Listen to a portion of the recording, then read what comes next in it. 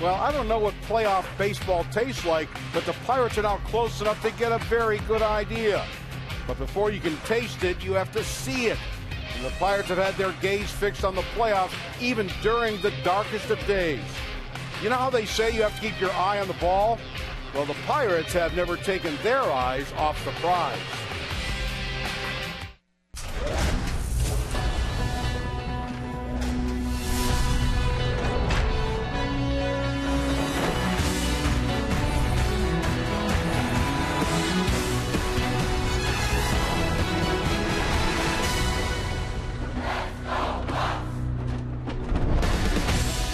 The Pirates' bats broke out again last night against Boston, putting up 9 runs. Gregory Polanco hitting a home run. Neil Walker hitting his 21st. Josh Harrison also with an RBI. And Ike Davis, a big 3-run home run, broke it open. Will the bats continue to play tonight at PNC Park as the Pirates hope to break out the brooms against the Boston Red Sox as they go for a 3-game sweep? National League Central Division standings. Pirates 2.5 behind the division-leading Cardinals. Brewers are 5 back. And the Bucks still in that second wild card spot with the Brewers 2.5 behind them.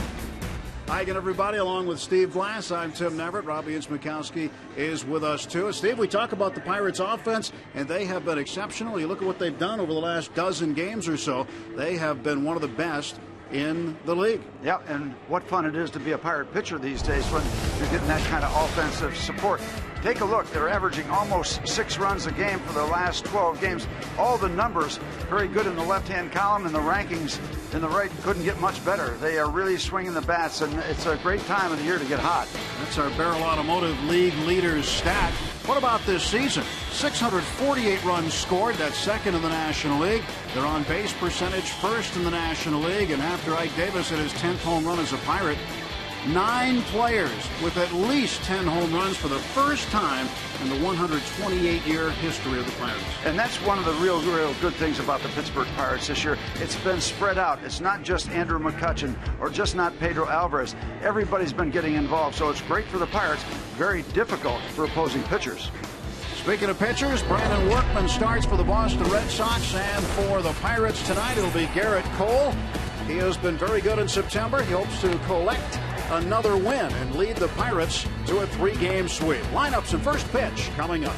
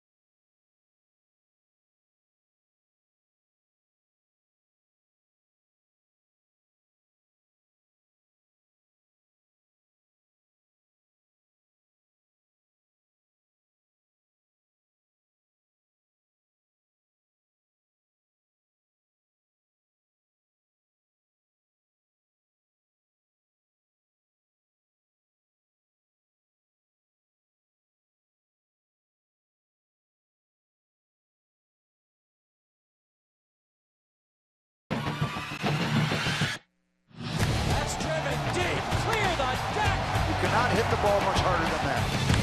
This ball's clubbed. Cue the fireworks. And this ball is gone. Well, we're having fun, but the Pirates are having more fun.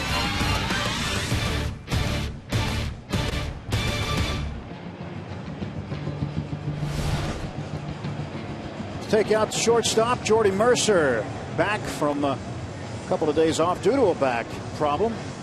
But Jordy got activated this afternoon, and it was determined he was okay to play. So Mercer is back in the starting lineup for the Pirates tonight, playing short. So we'll take a look at what the Red Sox have lineup-wise tonight. John Farrell, the manager, riding it up this way. Mookie Betts leading off. And playing second base, Xander Bogaerts at shortstop. David Ortiz will make his first appearance of the series. He'll have to put a glove on and play first base. Alan Craig is in the cleanup spot. Daniel Nava in left field. Will Middlebrooks is the third baseman. Jackie Bradley Jr. in center field. Christian Vasquez, the catcher, hits 8th.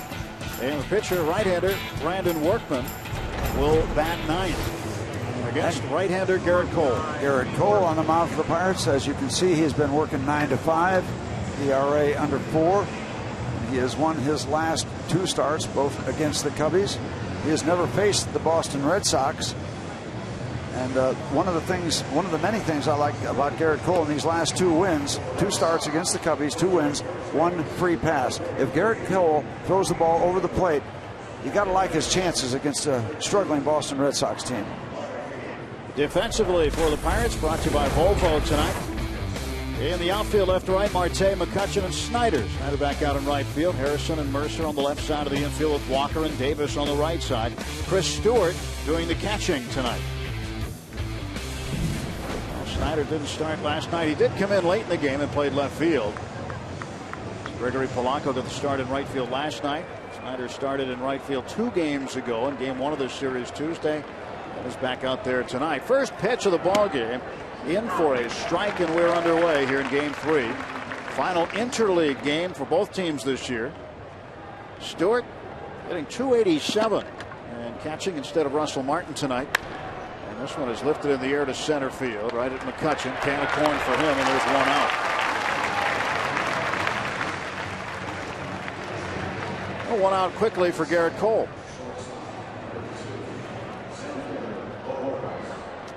Cole's had some success in interleague play. 4 starts. He is 3-1 in his career.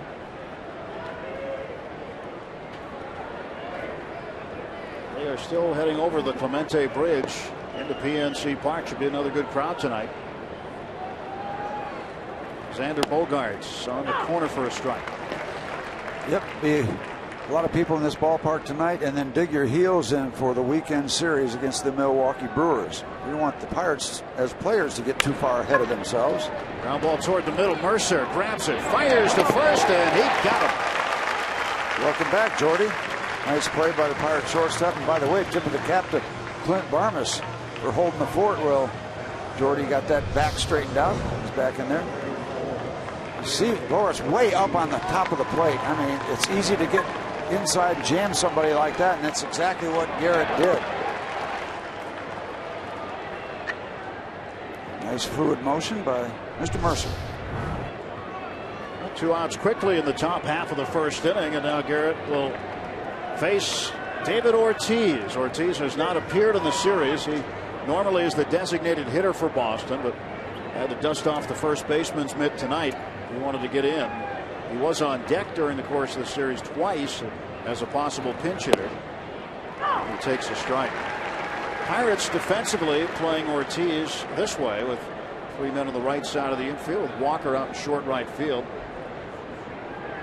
Boston fans getting a look at Ortiz, their first view of him on the field during this series. Yep, standard transmission shift. This is the key matchup of the game. I don't think it takes a genius to figure that out. Cole versus Ortiz. And great stop by Ike Davis. Terrific play by the Pirates' first baseman. And Garrett Cole retires the side on just 7 pitches.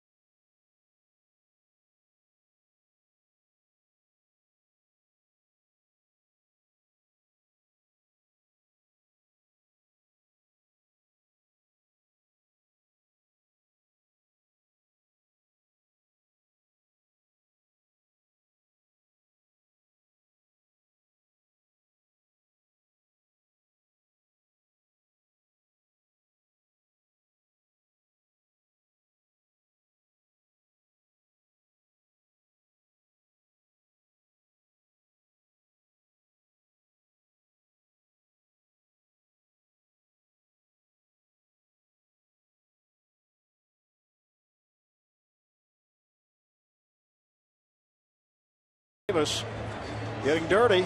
The dirty work done early. He took away a hit. Yeah, you can shift all you want, but when they hit it that hard, you've got to make that kind of play. And that's exactly what Ike did with the bat last night, and starts it off with the glove this evening.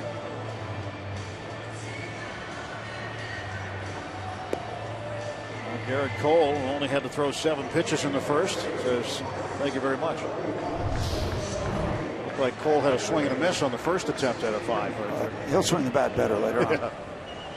The Pirates lineup brought to you by Toyota. Josh Harrison is leading off again tonight.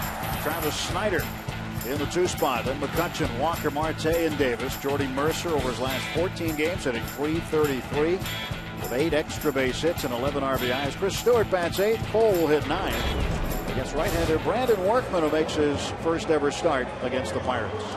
It's been tough going since he won his first start on June 10th. He has worked 10 starts since then without a win. Possessor of a very good curveball, spotty control at times, and so you wonder if the Pirate hitters are going to be a little patient from this native of Arlington, Texas. Big enough, 6'5", 225, working against a guy who's been very big for the Pirates, Josh Harrison. Harrison takes inside. 2 balls and no strikes. Josh starts tonight with a .318 average, just a couple of ticks behind Justin Morneau of Colorado, who will start his game at home tonight against Arizona with a .320 average after a big day for Morneau yesterday in that rout of the Dodgers. The Rockies took the Dodgers out behind the woodshed yesterday, and Morneau had a home run, had 6 runs batted in, went 3 for 4, and raised his average to .320. Buster Posey and Andrew McCutchen battling for that 3rd spot. 3-1 now, the count to J-Head.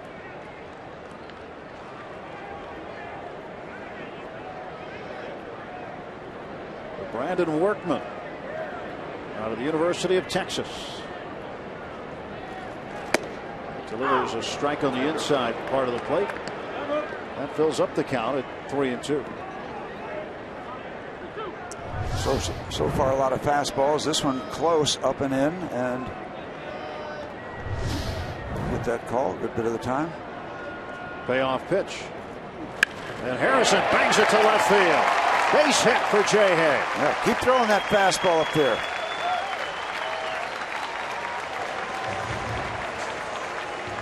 Another hit for Josh Harrison. Another fastball upstairs from Workman. Yep. And he gets right up there on top of it. Allegheny Health Network Supermo slowing down the swing from Harrison. 151 hits on the season now for Josh. That's a lot for a guy that's not supposed to play very much, isn't it? It's a lot. It's a lot for anybody. For a guy who is playing a lot, it's a lot. Travis Snyder. He's one of the group. We got 11 of them that hit 10 home runs or more. Yeah, Snyder with 11.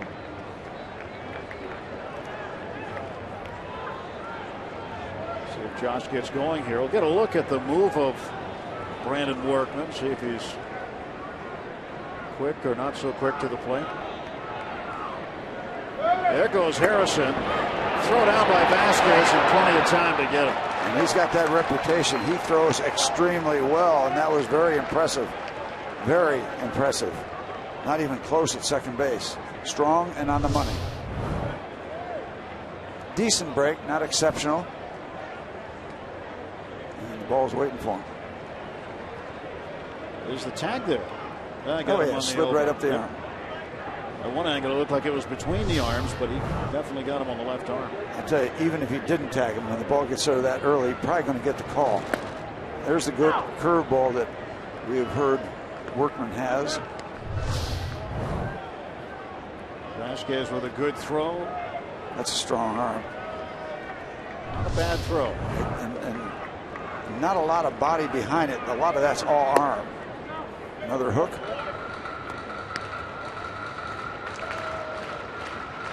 Well, one writer in Boston has compared Vasquez to a budding Yadier Molina.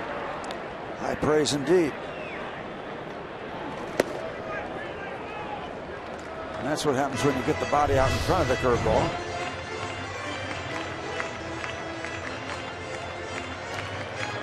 I know, it had a little more body in it than I thought. A lot of body in it. It's a strike. Well, I think, too, the pitch was high into the glove side, so he had to catch it and then bring it across his body and make the throw. You prefer it as a catcher to have it up by your ear on your non-glove side. That way you can just take it out of your glove and throw it immediately. Payoff pitch. Ball 4. One out and a man aboard for the Pirates in the bottom of the first, and Andrew McCutchen will come up to face Brandon Workman. 15th start. He's given up 10 home runs.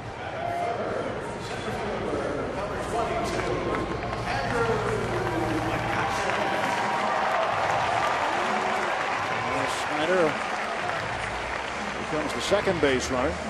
Pirates tried to steal and Harrison thrown out.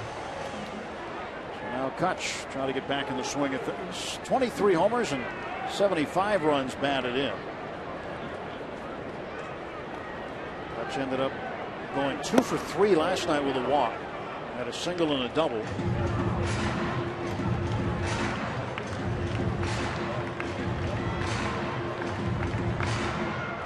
Last 11 games, McCutchen hitting .391.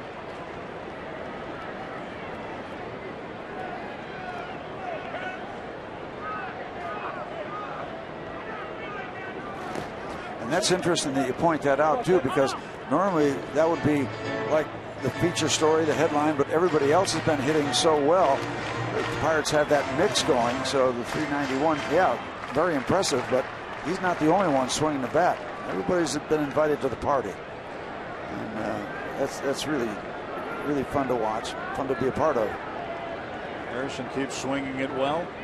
2 hits last night. He's already got 1 hit tonight.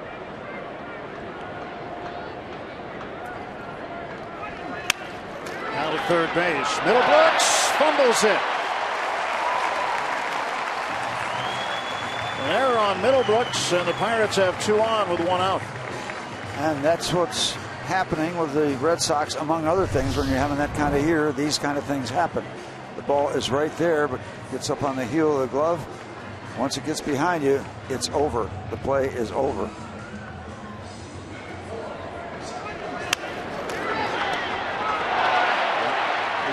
Probably just going to get one anyway, but they get none. John Farrell, the skipper of the Sox, working out. He sees 2 Pirates on base again. The Pirates have had a lot of traffic on the base paths against the Red Sox in this series. They have outscored them 13-1 over the first 2 games. Walker having a great year offensively.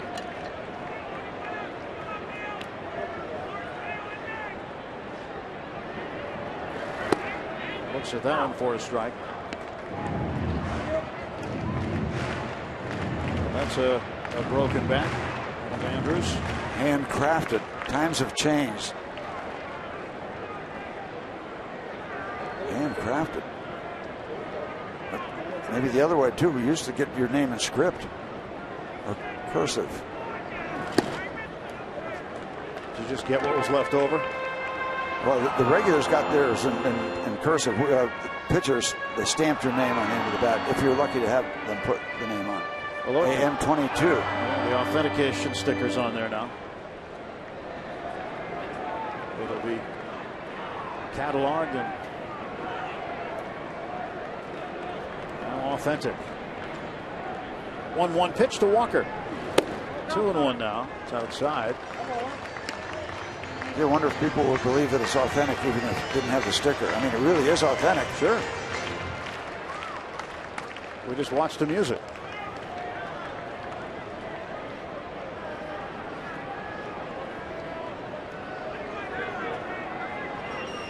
Walker, the top home run hitting second baseman in baseball.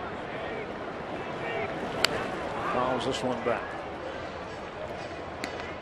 And yesterday, it was Walker pulling it over the numbers 2-1 on the 21 that was in the grass in right field. over the Clemente wall on Clemente Day. We have a script that you would write. And of course, growing up here, knows all about the heritage of Clemente, so perfect fit for Neil Walker. He had to feel good about that one. Home run number 21 over the Clemente wall. It all kind of added up, didn't it? 2-2 pitch. And that's strike 3. Neil didn't agree. He is letting Mike Muchlinski hear about it. But he's not going to win the argument. Pirates now with 2 men out. Now we can call this pitch curveball. Got a piece of a backdoor breaking ball that just hooked in the last minute. Got the outside corner.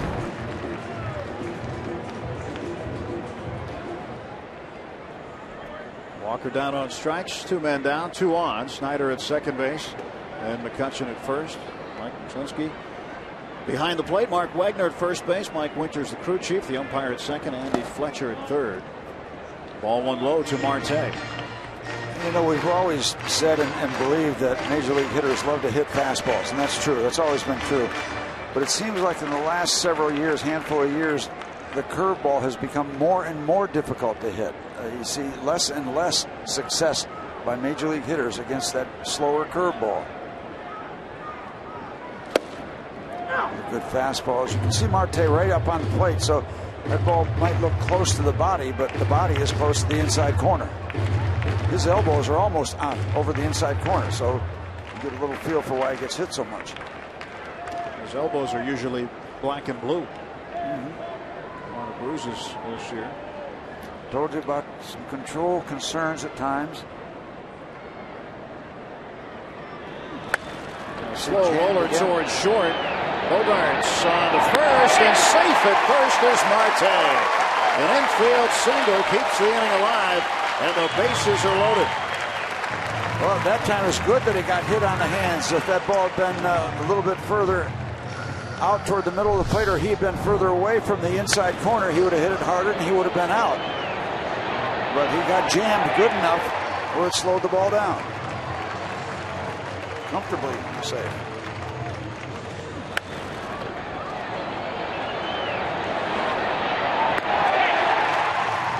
Okay, he extended it for you, Ike. Let's see what you can do. Mike Davis had a 3-run home run last night. He's been pretty good this year. Very good with the bases loaded in terms of driving in runs. He has 2 grand slams this year, 3 in his career.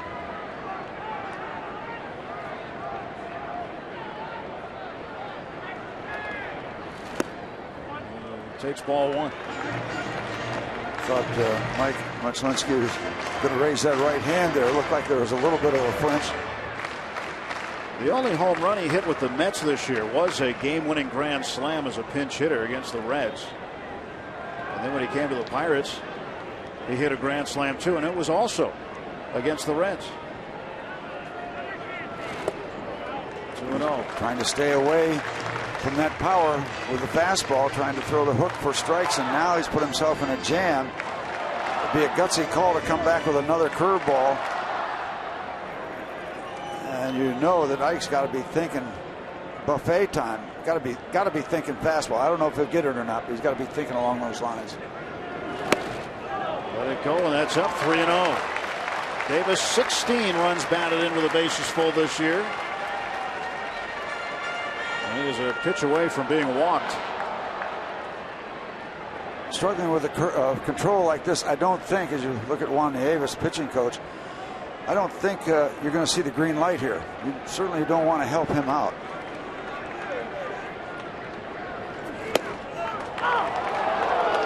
And he's been getting that strike call right in that area because that's the kind of pitch that Neil Walker was called out on.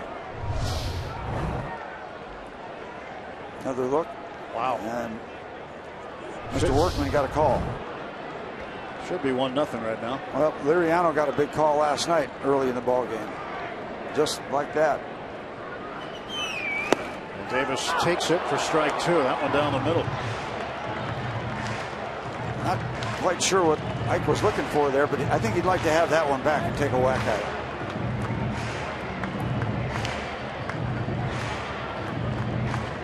guessing along with the pitcher.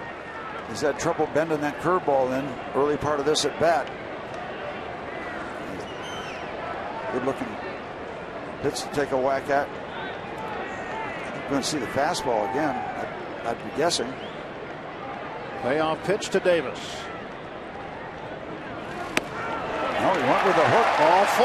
Missed. And it is 1-0 as Snyder scores. Gutsy call, but risky. Davis will come out for a chat as the Pirates have taken a 1-0 lead in the bottom of the first inning. Mike Davis now with 17 runs batted in with the bases full after that 2-out walk on a 3-2 count.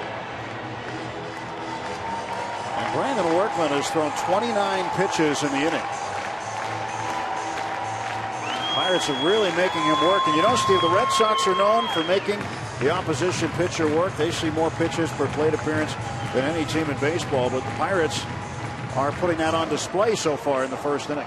Yeah, one of the things you might look back, the last 3 starts that Workman has had, he's worked a total of 12 innings and given up 15 runs, so that might lend you to understand why he's trying to hit corners, because he's been beat up when he's been throwing strikes. So that could be a carryover from those previous 3 starts. Jordy Mercer at the plate. He will take strike 1. Base is full, 2 down. Base hit right now here could get you off to the races again, just kind of picking up where you left off last night.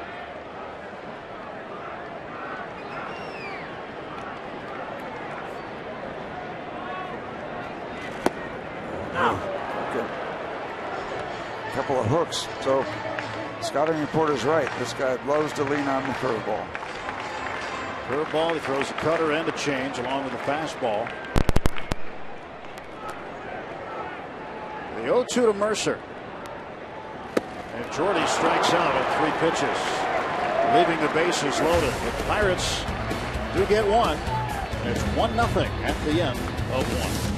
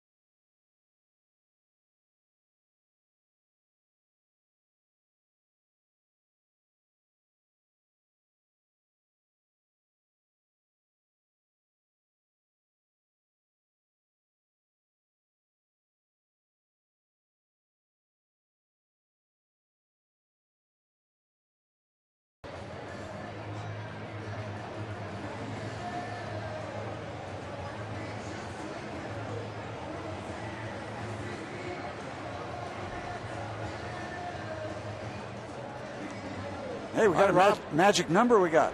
Magic number. 9 with 10 to go. Yes, sir. 10 after tonight. Garrett Cole facing Alan Craig. Craig has faced Cole 6 times before. He's 0 for 6 against him. Brandon Workman, a 32 pitch first inning. We compare that with what Cole did through only 7 in his first. But he did escape. Craig, ground ball to third. Jay Hay fires on to first base. And there's one out for Boston.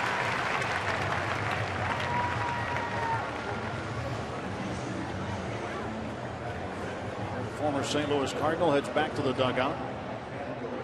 Now Cole will face the left fielder, the switch hitter Daniel Nava.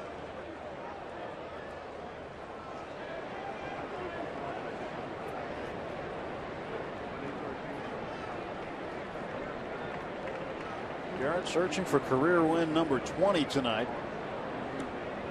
It's 9-5 on the season. He has 19 career wins since he came up last year. How good was he in the month of September last year? Real good. He was very good. Starting to look like he was that same pitcher right now. Quickly 0-2 to Nava. Well, making start number 20. You know, you never want to see, if you consider the main guy, the guy that has a chance to be the main guy, and miss a lot of time during the season, but maybe he's a little fresher, maybe a little stronger because of time missed.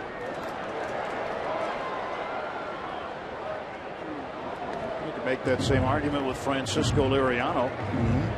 Liriano picked up another win last night. Just gave up 1 run on 3 hits over 6 innings, and Liriano had missed a lot of time due to injury. And maybe, you know, remember last year, the season he didn't really start it until mid-May due to an injury. Yeah, he worked hard last night around those 5 walks. Nava down on strikes. Strikeout number 1 for Garrett Cole. Some good crisp fastballs followed by something off speed other than the fastball. Gets his first strikeout of the evening. Nicely done. Down and in. Really not much you can do if you swing at that ball other than miss it. Really good movement on that pitch. Cole will see what he can come up with next for the third baseman, Will Middlebrooks. He delivers low for a ball. Middlebrooks, a 182 hitter. I wasn't so sure that was low. And fastball close to the knees. Breaking ball for a strike.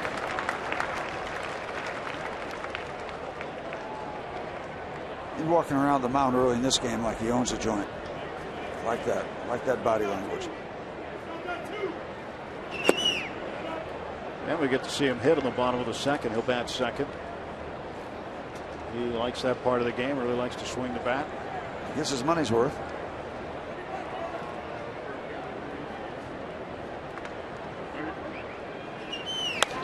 A ground ball to short. And a very tidy second inning. 10 pitches for Garrett Cole. And the Pirates, after an inning and a half, lead at 1-0.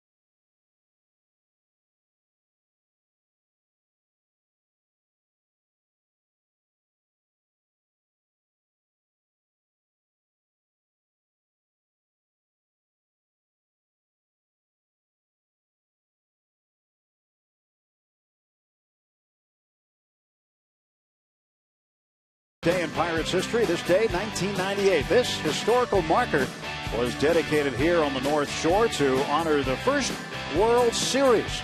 The Pirates played the Boston Americans in that first World Series in 1903 with games 4 through 7 being played at Exposition Park. Pirates lost the best of 9 series, 5 games to 3. Americans later would become the Red Sox. I see Honus Wagner and Cy Young matched up. Pretty good matchup. Pretty good one to see. Yeah. Those guys can read about it. So can those guys.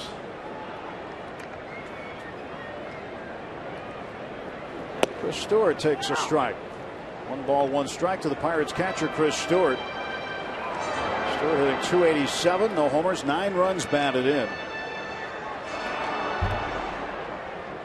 Little breather for Russell Martin. Been a long season for a major league catcher or any team. Russell has handled all that extremely well and had himself one heck of a year.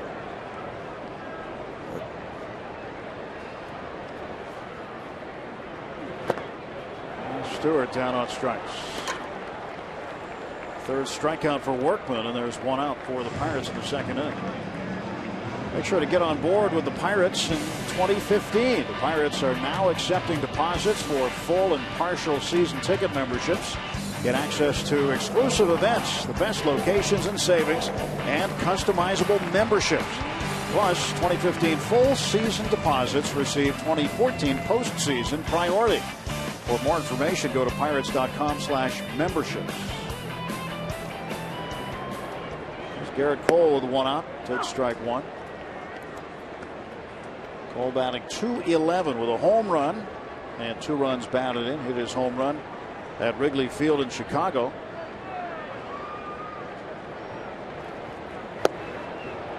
He's in the hole 0-2.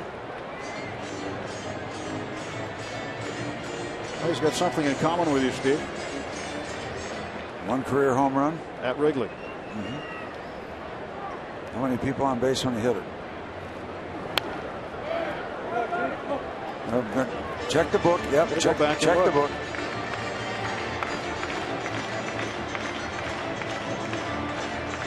It was a solo homer. How many were on when you hit it? 2.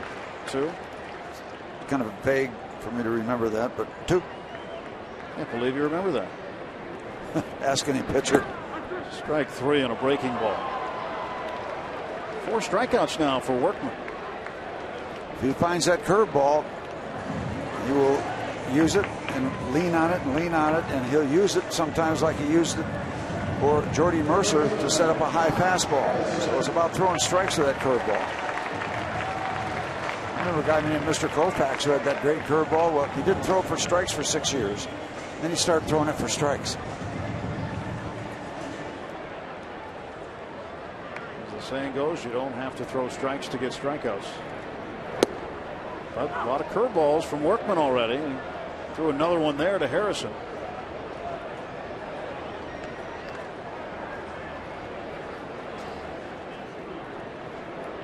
Workman pitching with a little more purpose this inning, and Harrison, his 2nd hit. 2 for 2 for Josh. Something other than the fastball there, and Josh was ready.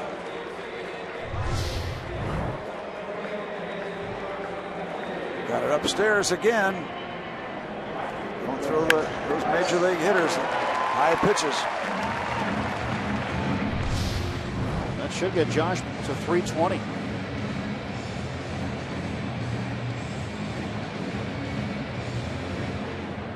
So you take the calculator out, figure it out. It's actually 321. So he has passed Justin Morneau for the time being. And they haven't started, so he's back in the lead. Yeah, he's back in the National League lead in average. Snyder fouls it away. 2 outs, runner aboard. Travis walked and scored the game's only run.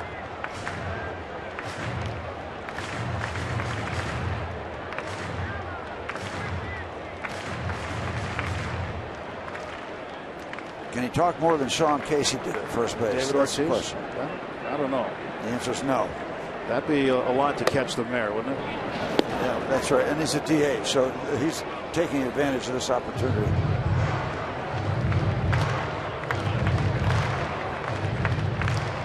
Harrison, having been out there twice, has had 2 conversations with Big Papi. Yep, David, very popular public speaker in Boston last year.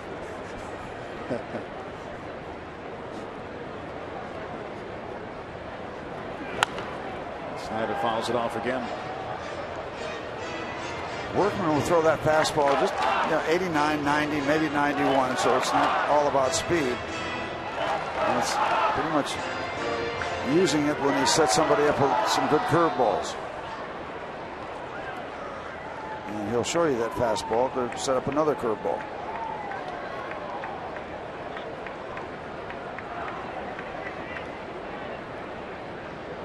And the 1-2 pitch will wait, throw to first. Going back in time is Harrison. Harrison thrown out trying to steal in the first inning by catcher Christian Vasquez. You get a wonder with 2 outs if he'll try it again. I don't know, if you get burned once, sometimes you're a little hesitant, but certainly no guarantees.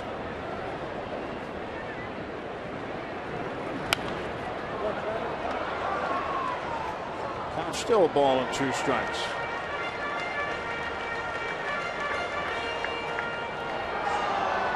Garrett Cole, 17 pitches through 2 innings. Retired the first 6 Red Sox in a row.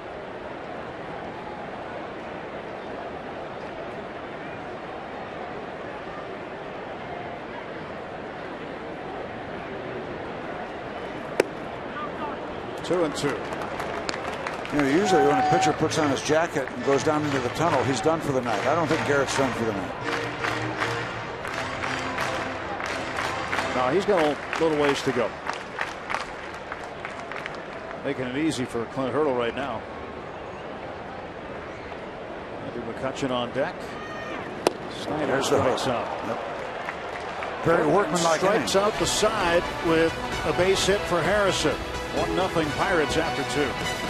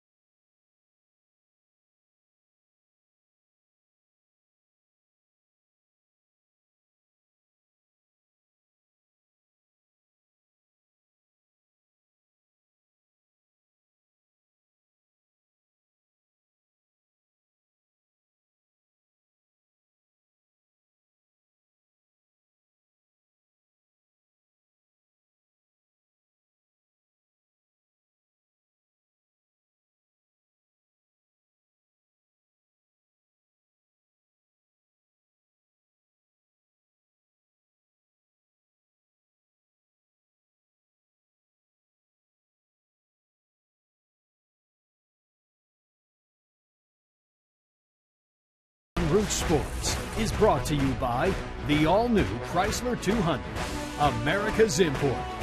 By Toyota. Now's the time to go places with Toyota. Visit buyatoyota.com for special offers. And by PNC Bank. Know where you stand with PNC Total Insight. Let's go Bucks. Pirates 1, Red Sox nothing. Top of the 3rd inning. Steve Blass, I'm Tim Neverett. Robbie's with us as well. Final game of this 3-game interleague series. Jackie Bradley Jr., the center fielder, leads off. He takes a strike.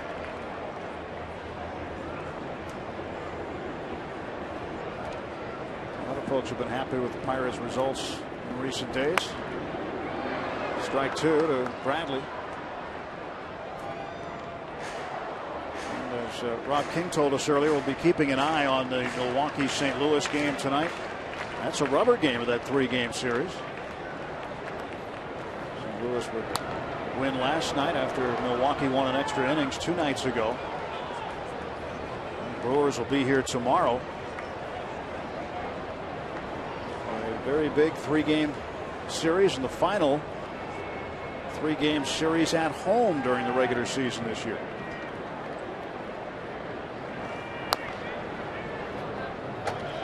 Boy, I am very impressed with Garrett Cole in the early going.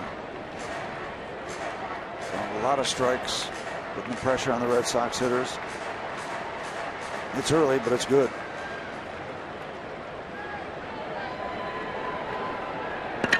Oh, 2 pitch. 1 ball, 2 strikes. When you talk about the standings, Steve, again 2.5 behind the Cardinals. Milwaukee's now 2.5 behind the Pirates. 1-2.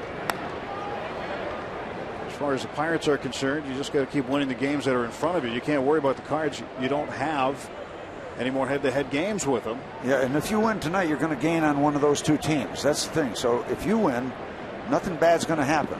You won't lose anything to the other team, and you'll gain on somebody. Popped up. Easy play from McCutchen.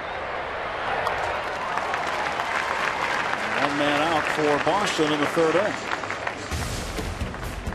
Pirates fans, we want to see how you root for the Bucks. Be our AT&T fan photo of the game. Show us the most unique ways you raise the Jolly Roger. Fun places you watch the games on Root Sports. Or show us how you display your Pirate pride. Submit a picture via Twitter using the hashtag BucksFanPhoto for a chance to have them shown during our telecast tonight. Taking one right now, probably. There's a well-traveled sign. Good, hype it. Pitch is a little bit low to Christian Vasquez, the catcher. And that sign has a lot of history behind it. A lot of mileage here. You look at old photos of Three Rivers Stadium and you see it there too. Yep. I think I actually saw it made a spring training trip this year out of McKechnie. Vasquez line drive to right. And Snyder's going to play it on a hop and hold him to a single. First hit for Boston off of Garrett Cole. Comes off the bat of the catcher, Christian Vasquez. Yep, Travis threw the old net out there, speared it, and held it to a single. Cut it off nicely. Check it out. Ball slicing away from him, wants to go further. Nice stretch out there. Just take any thoughts about going to second base away. Even looks better when you slow it down.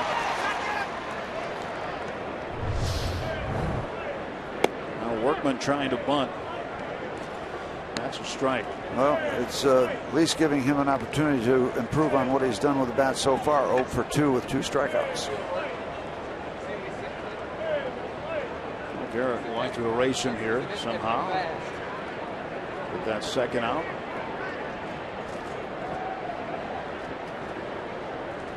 Something the American League pitchers don't do a lot of is try to bunt.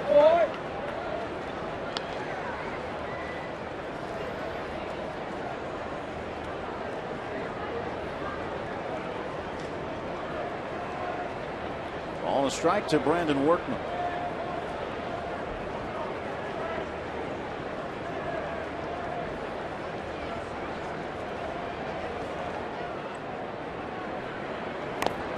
That's strike 2. Garrett, a foul ball or a strike some other way away from a strikeout.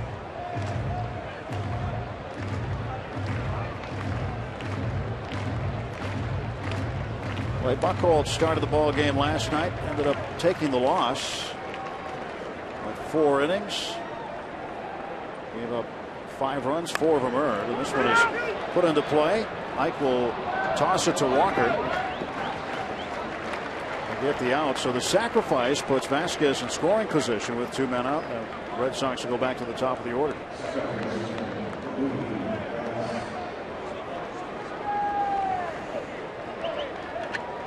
So Workman successful with the sacrifice bunt.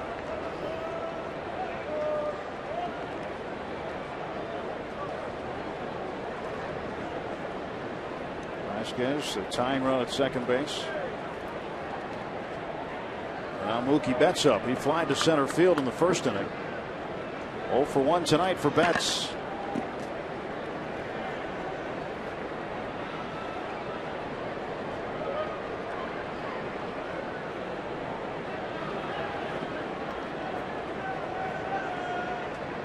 Vasquez dancing off second base.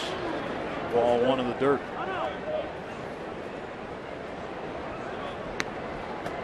When you look back at a base runner, Steve, and he starts dancing around out there, what goes through your mind? Do you let him distract you, or do you just forget about it? Well, you try not to let him distract you, and sometimes it depends on, you know, the man that's doing it, whether he's a base stealing threat or he's not. That's your first reaction.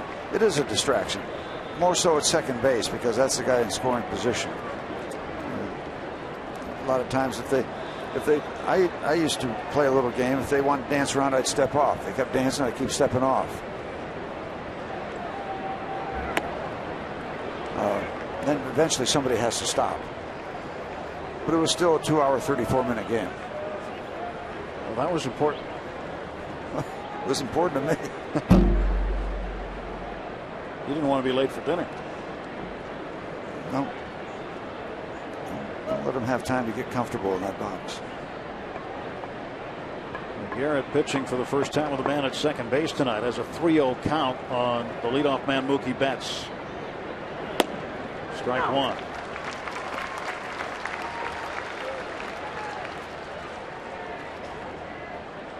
Well, with 34 pitches, and his counterpart Workman had nearly that many in the first inning alone.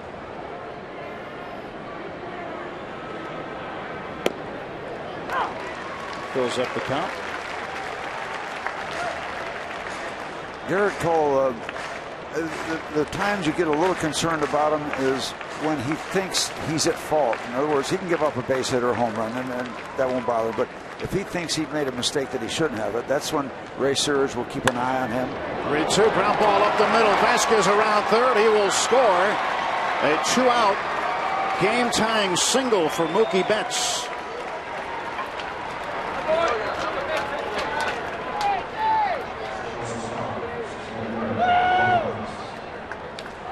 Nothing fancy, just a ground ball back through the wicket.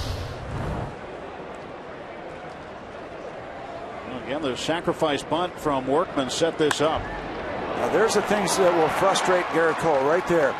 He thinks he should have made that play, and there's a good, he's got a good argument with himself about his having that chance to make that play and saving that run. Those are the kind of things I think, just guessing, that bother him. At first base, looked like Betts was leaning towards second a bit. That's with 5 stolen bases. He's been caught twice.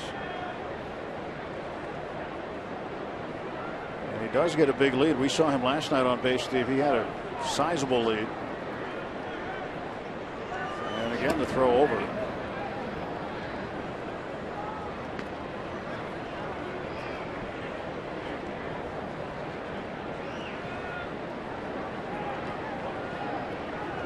Xander Bogaerts grounded out to Jordy Mercer in the first. He's 0 for 1. There goes Betts. Throw down by Stewart. Not there, and a stolen base for Mookie Betts, his 6th of the year. So they're kind of nickel and diming us here. Very good jump. Extremely good jump, and then you catch a little bit of a flyer. No contest at second base.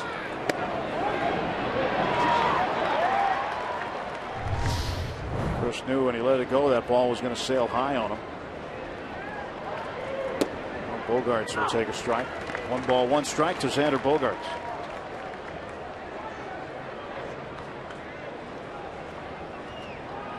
And with the Pirates playing pretty honest defensively in the infield, he's going to get all the lead he wants at second base.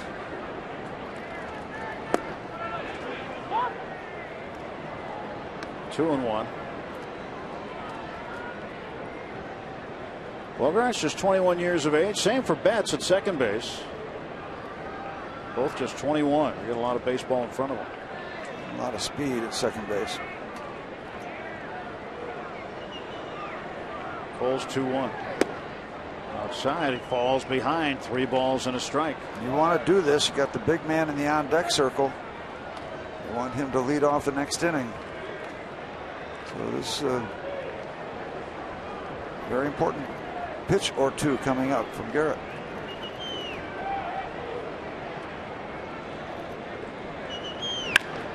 Bouncer to Harrison. Red Sox get a run on 2 hits, and they leave a man. 2.5 innings in the books. It's a 1-1 ball game.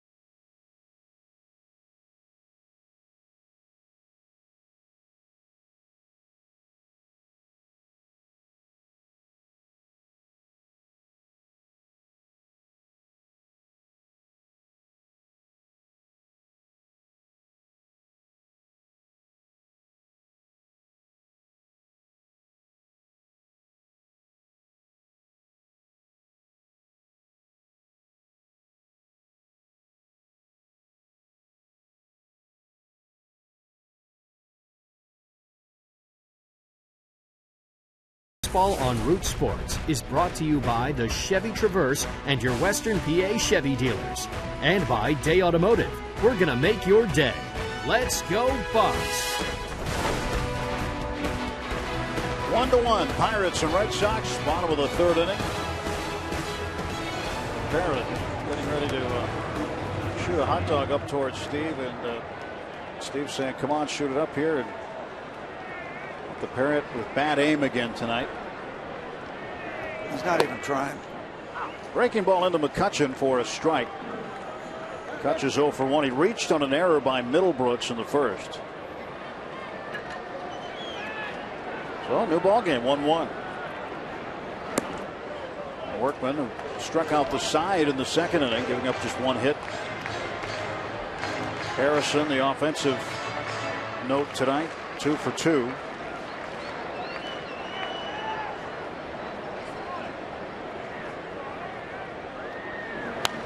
Kutch fouls it back. 1 ball, 2 strikes. When you see so many curveballs, it's easy to be late on an 89-mile-an-hour fastball. Just don't see enough of them. Got you thinking slow. Becomes a little bit quicker.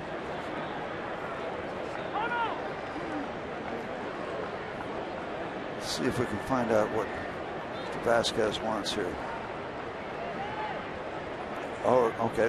We missed it. Yep, there was the fastball. And Betts grabs it and throws out McCutchen. 1 out in the Pirates' half of the 3rd inning. It's Free Shirt Friday tomorrow as the Bucks host the Brewers at 7:05. Final Free Shirt Friday of the regular season. First 25,000 take home a Pirates t-shirt that was voted on by the fans, thanks to FedEx Ground. Plus, it's a block party on Federal Street before the game featuring local live music. Plus, a Pirates alumni will be out there. For tickets, go to pirates.com/Free Shirt Friday. I don't know if you're going to know what it is unless you come to the game. Which of the 2 designs was voted on? Oh, I guess the one that just showed. Yeah, that one. Probably the winner. That's going to be the winner. Good chance that one won. Good chance there'll be 25,000 of those on the ready tomorrow. Very busy looking t-shirt.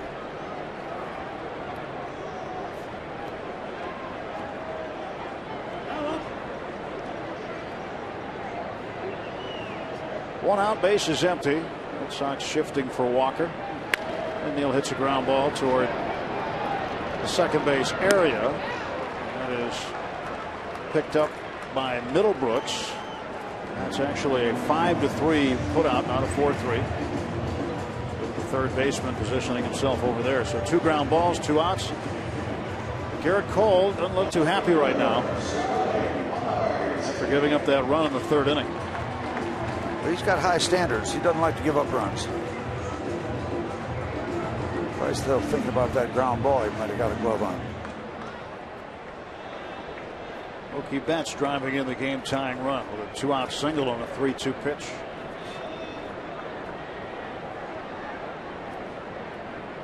First pitch to Marte. That's a strike. Starling had an infield single in the first. He's 1 for 1.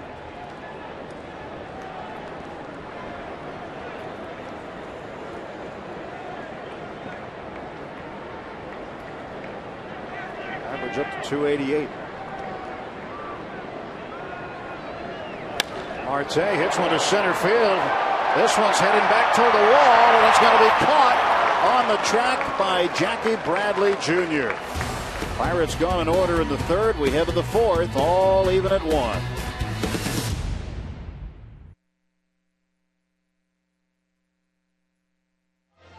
Okay, yep, that's him.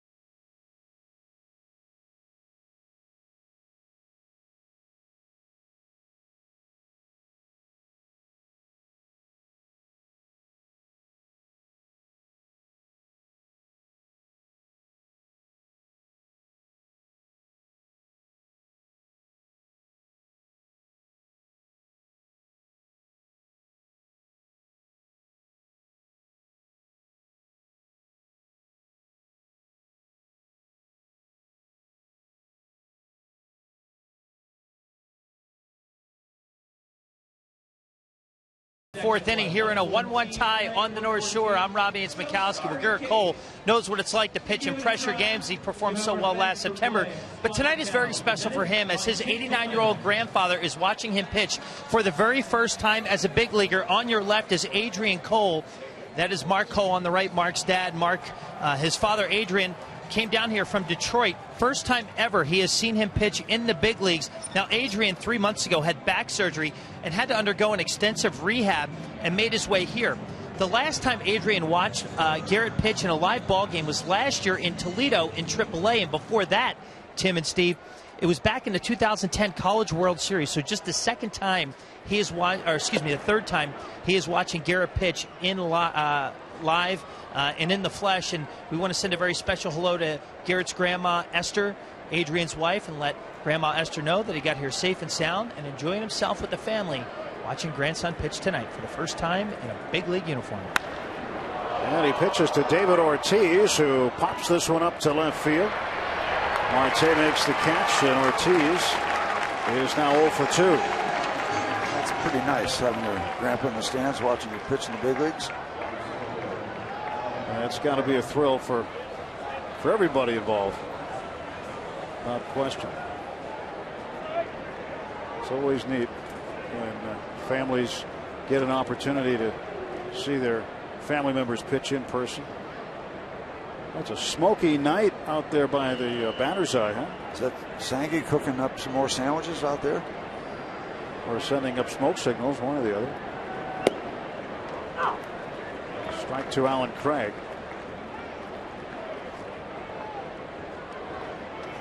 Troy is right in the line of fire there.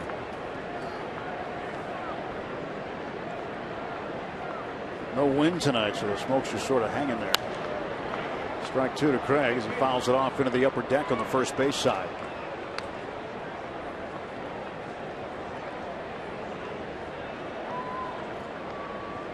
Craig grounded out to Jay at third base in the second inning.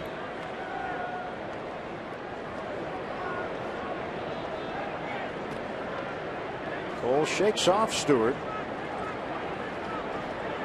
0-2 worked. Stood him up, froze him. And that is a strikeout.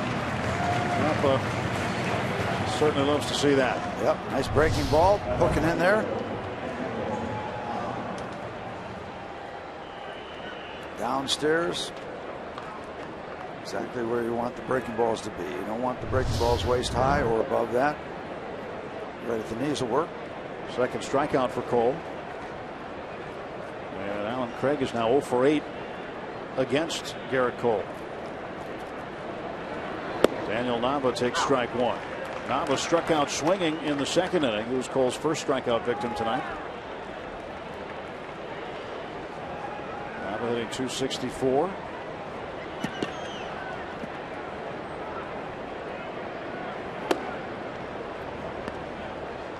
One ball and one strike.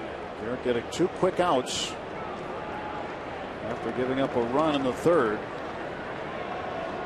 that tied this game. And shaking off Stewart. Right past him at 95 for strike 2. Well, with a pitcher like Garrett Cole's got the dominant stuff. He's working against a lot of young major league hitters, and it's tough. If he throws strikes, they're going to be seeing quality that they haven't seen a lot of. Here's proud grandpa. And the proud father as well. Yep. That's how they're seeing it tonight. A couple of cool Coles.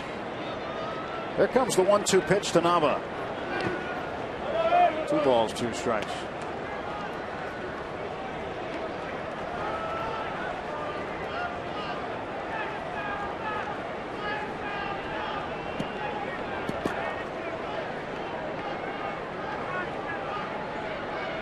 Red Sox head on to Baltimore. This is the middle part of a long road trip for them.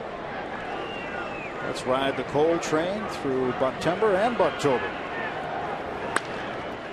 That's a base hit for Nava. Another 2-out hit given up by Cole.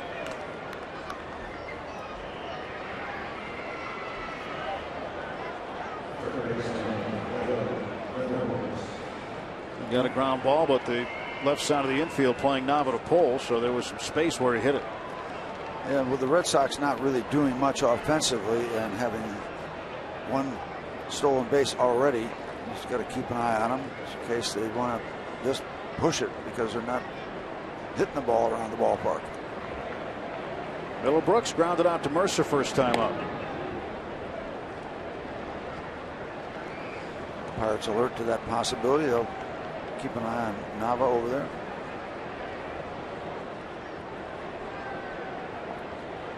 Four stolen bases for him. He's been thrown out twice.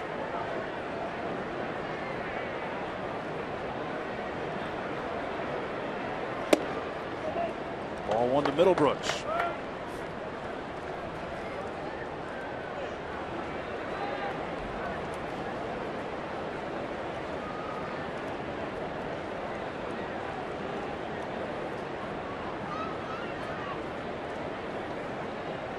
The 1-0 coming. Again, it's inside 2-0.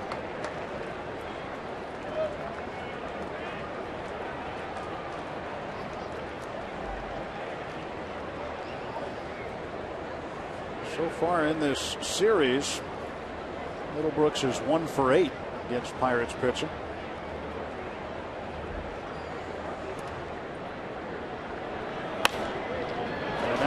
second hit. Will bleeder to right field. Nava will turn and head for third base. Throw goes through, and now the Red Sox with runners at first and third. They've got the go-ahead run 90 feet away with 2 men out. Cole got the first 2 men out, and then a couple of opposite field singles. Let's put 2 men on. That ball is not hit very hard, but seeing eye ground ball just finds the hole and soft enough to allow the advance to third base.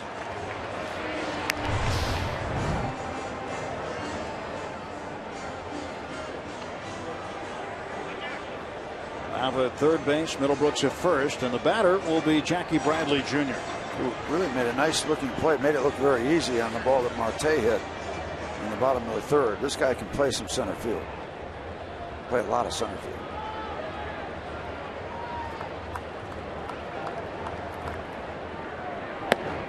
Strike called to Bradley. Popped up to Kutch in the third of 0 for 1.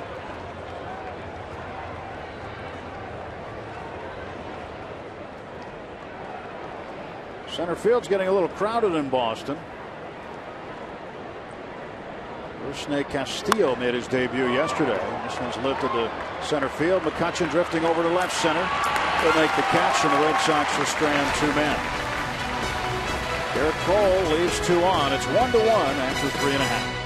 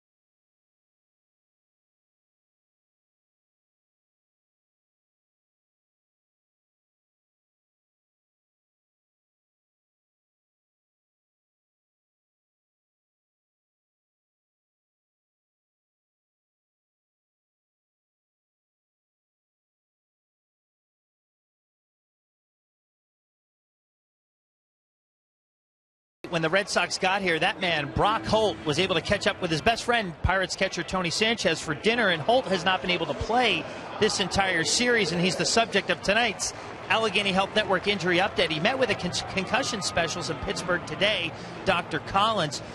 Now, when the team flies to Baltimore tomorrow, Holt hopes to resume baseball-related activities. There's no timetable for him to return before season's end, but he told me he wants to. Now, in the event he cannot return, he will see some time in the instructional league just to see how he's doing and how he's able to resume some baseball-related activities. And what's the biggest shame about it, Tim, is that he's had a breakout season. You saw he's batting .281. That leads the entire Red Sox club of those players that are eligible. Holt, of course, played 24 games with the Pirates back in 2010, so we hope he returns as soon as possible. The injury happened with a collision in Toronto with Dustin Pedroia. Both guys ended up being injured on the play, and hopefully Holt and his head will get better ASAP. Yeah, Holt made his big league debut with the Buccos, and the word on him the whole time he was in the minor league system was this guy can really hit. He hit everything. When he came up, he continued to hit. And Holt was traded to Boston, part of the deal that involved Mark Melancon coming here. And things have worked out for both teams. Mike Davis takes one up high.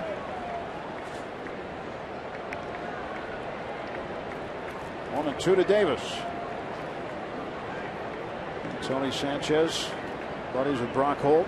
Holt, really good guy. Had a chance to chat with him down in spring training for a bit. Very outspoken guy, very outgoing guy, I should say. Much like his best buddy Tony Sanchez.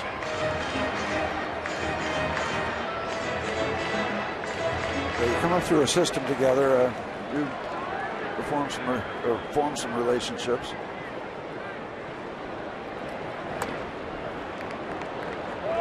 King's in there. 2 balls, 2 strikes. Milwaukee and St. Louis now underway at Busch Stadium. We're just getting that game started. Keep you updated on it throughout the course of the night. Scoreboard watching season in full bloom. You come up through the minor leagues together. You both want to get called up to the big leagues together. You want to spend your whole career with that team as teammates. Very seldom works out that way, but spend some time in a baseball season. When you're down there trying to make it, find some good buddies. Well, you must kind of get that feeling when you first start out, like, hey, these are the guys who are going to come up with me. These are the guys who are going to be around. And then at some point, the business of the business takes over. A tough play for Betts. And safe at first base is Ike Davis. David Ortiz couldn't handle it. That'll be a base hit for Ike. Yep. Pitcher got a glove on it. And going to be a bang-bang play at first base, but when the ball rolls away, it makes it an easy call. Here's how it starts. Off the glove, up in the air. And a loose baseball. Well, see, David has not had a lot of recent experience with the weather. Well, in spite of the fact that 3 players got a glove on it, Ike will take a base hit.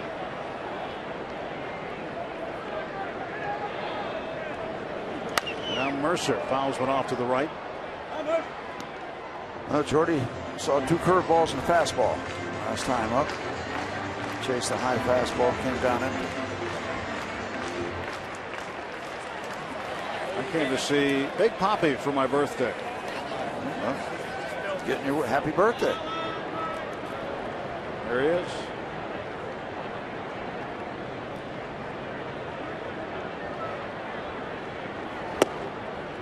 Remember Ortiz when he was coming up with the Twins. Saw him play in the minor leagues in Salt Lake City.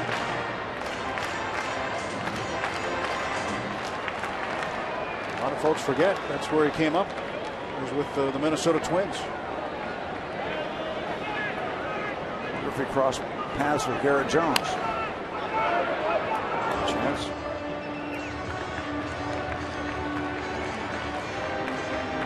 Might have been slightly ahead of Garrett. Yeah, probably so. But Jones went along that same path before coming here to Pittsburgh. Jones with Miami.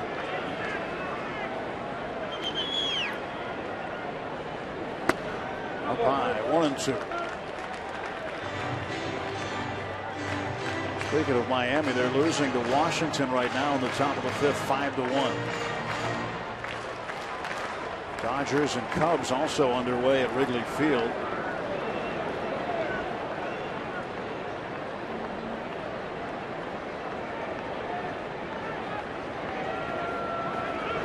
Mercer down to third. That is a fair ball. Mike around second. He is heading to third. Throw comes into second. Jordy sides. He's safe. A double for Mercer. And with nobody out, the Pirates have runners at second and third. Just inside the chalk.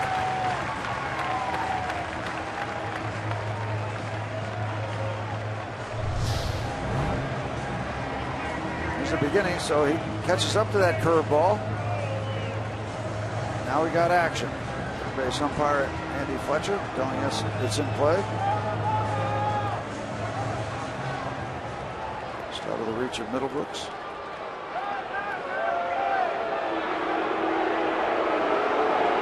Middlebrooks thinking it's foul. He points to John Farrell in the dugout. The manager is out arguing with Andy Fletcher right now.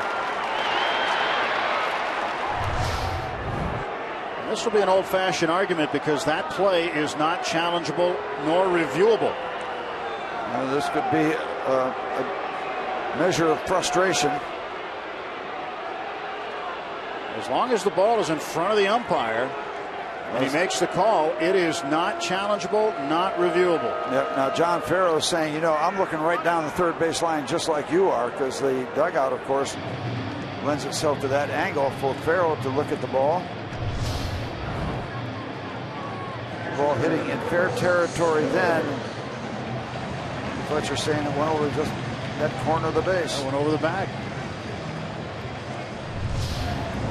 There's no question the ball veered left, but looked like got that left corner of the base going over. We needed a camera right on top of the base and have the baseball be black, so you saw the contrast, and then call New York. So nobody out. They thought it was foul for sure. Gee, I wonder why. I have no idea. All right, well, let's cash it in. Stewart at the plate. And Stewart gives the Pirates the lead right back. Davis will score. It's 2-1. And Chris not waiting around. Solid shot to center field.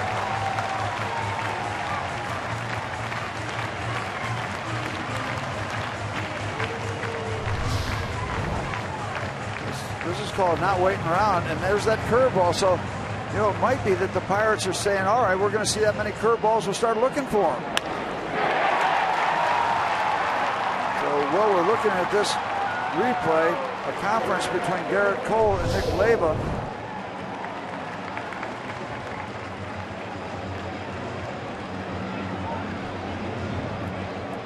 See Middlebrooks in on the grass at third base. Thinking bunt. Nobody out. Runners at the corners. Garrett hasn't shown bunt yet. He's going to step out. Yeah, they're trying to see if he's going to commit or give anything away or flinch. You're going to look at Nick Leyba just out of practice, but they've already had their discussion.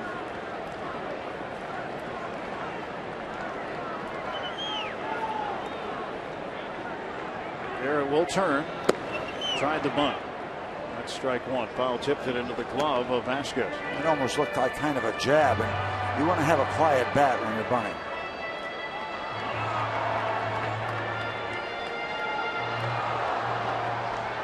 Workman has given the run back here in the fourth inning. Nobody out. 3 straight hits. Pirates up 2-1. A chance for the Pirates to do some serious damage.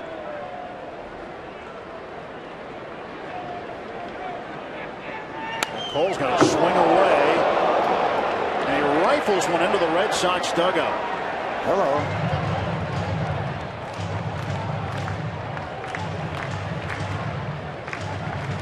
Hope everybody's okay.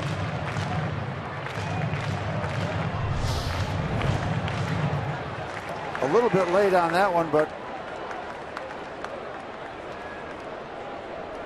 fire alarm in the dugout.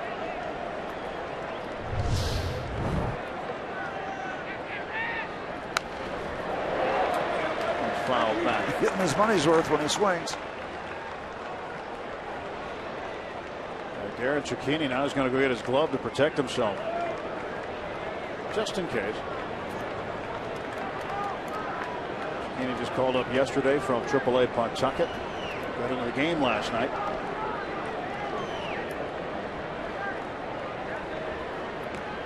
Oh, and 2 to Garrett Cole. Workman ready to deliver.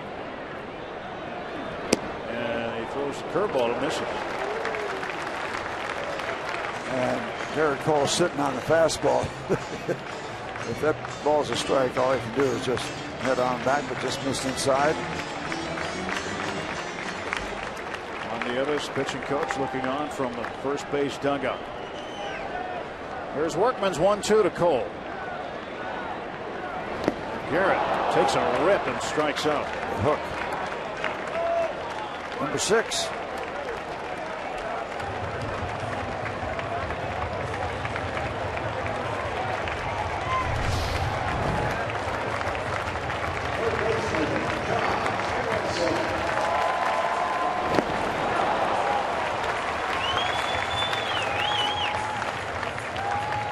get cheated with a swing, that's for sure.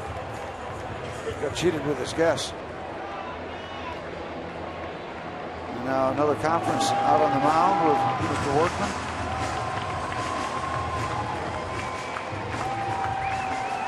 That's talking about the approach to Harrison, who is 2 for 2 in the game. Juan Davis, pitching coach for the Bo Sox. I love Kutch. Join the crowd.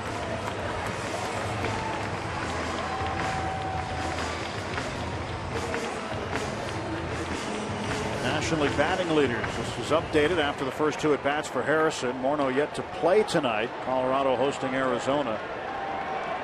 Josh back on top of the list. 321 batting average. 2-1 Pirates, 1 out, 2 on. And J-Hay pops this one up out of the shallow right center field. Mookie Betts will make the catch, and nobody able to go anywhere on the base paths. Harrison aggressive in his approach in that at bat. Did not yield anything. And a great start to this bottom of the 4th. A couple of outs to put everything on hold. Now Travis Snyder can save the half inning and produce a little more offense.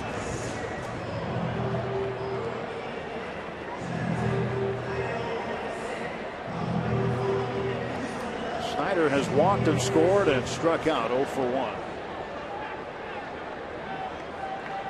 Batting .260. He's got a buck on the pond at third base. He can get in, and Jordy Mercer. Stewart over at first.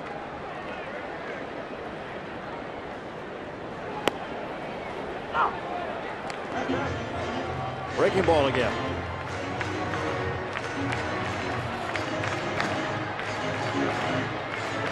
If he orders a new sport coat, he's going to have 2 different sleeve lengths after all these curveballs at the end of the night.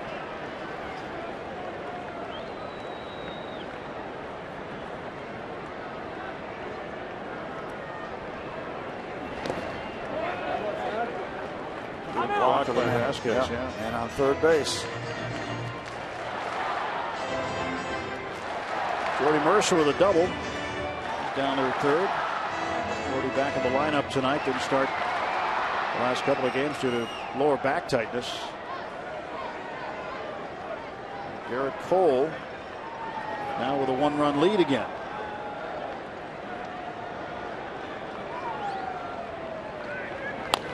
And a ground ball to first, right at Ortiz. And the Pirates will leave 2. They get 1 on 3 hits. Through 4 full, 2-1 Buccos.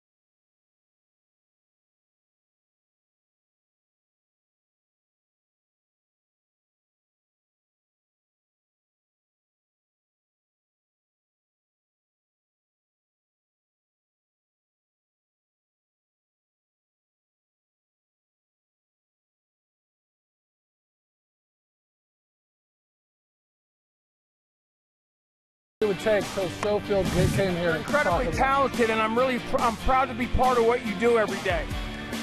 On this week's Inside Pirates Baseball, we bring you part 2 of Mike Davis mic'd up. Talk to the guys about how many bats it takes before a young player just gets it. And we'll recap the plays of the week. It's Inside Pirates Baseball, presented by Allegheny Health Network, tonight after postgame on Root Sports. Mike Davis with a walk to drive in a run and also an infield single, and he scored a run. Made a good defensive play also tonight. He's been right in the middle of it. We head to the 5th inning. Buccos up 2-1. Yeah, and a great start to the bottom of the 4th. They were looking for more. One's good, but they had different goals. But they've got the lead. Garrett Cole, who doesn't have much conversation in the dugout, is pretty focused.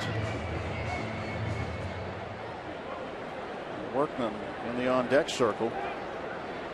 Christian Vasquez will lead off. He has scored the only Red Sox run tonight. Inside for ball 1.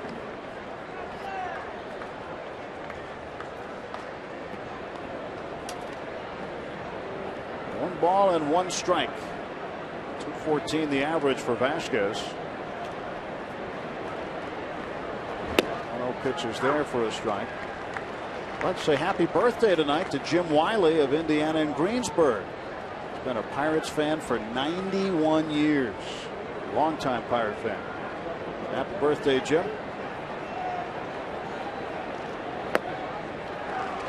One and two now to Vasquez.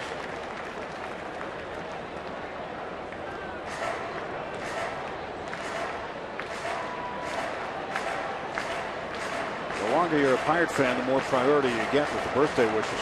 Absolutely. Absolutely. Fouled off, and the count stays. A ball at 2 strikes to Vasquez. We'll ring you up every year to find out when it is. You got a string going?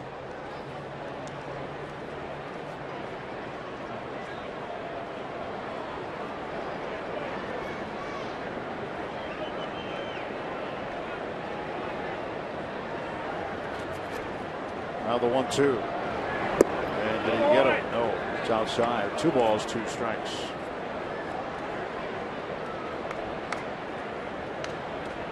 Vasquez getting plenty of time here this season with Boston. He's reached base safely in 35 of his last 43 starts.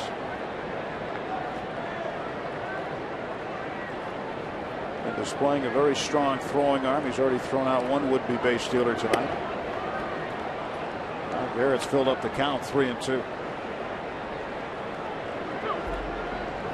Josh Harrison was thrown out after singling in the 1st inning. You get Vasquez here, you got easy pickings with your mound opponent. If you don't get him, you allow Workman to bunt again. And the payoff. Got him, struck him out. 96-mile-an-hour action from Garrett Cole. That'll send Workman up there with a tough assignment. That had some snap on it. Looked like almost like that cutter fastball we see from Holtzcomb. 3 strikeouts for Cole now. You got movement on 96 miles an hour away from the right-hand batter. He doesn't have much of a chance. Workman takes a strike.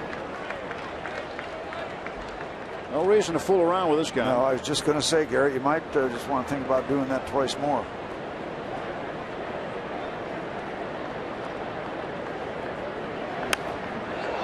Strike 2.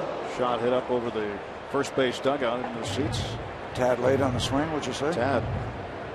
How much exactly is a tad? About like that.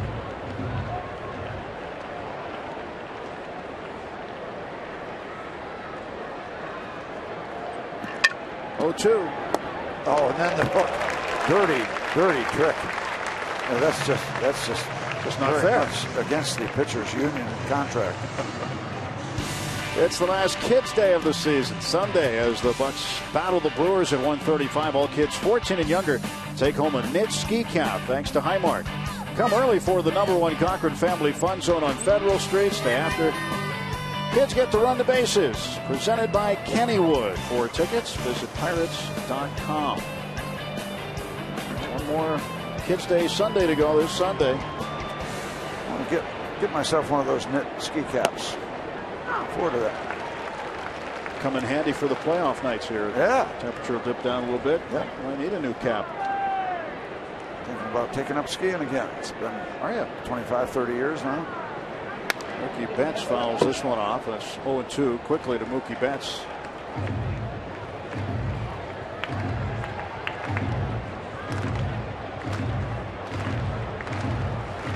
That's the official team issue.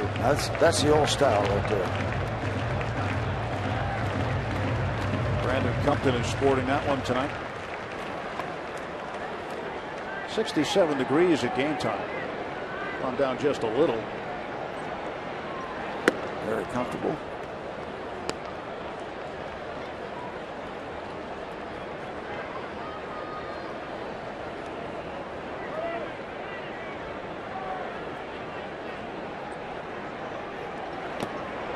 Well, it's 2-2 to Betts. Betts had the RBI single that tied the game in the third inning. Pirates came back in the fourth, got that run back. That's 1 for 2 with a stolen base. And Garrett Cole ready to deliver his 2-2 pitch to the Red Sox second baseman.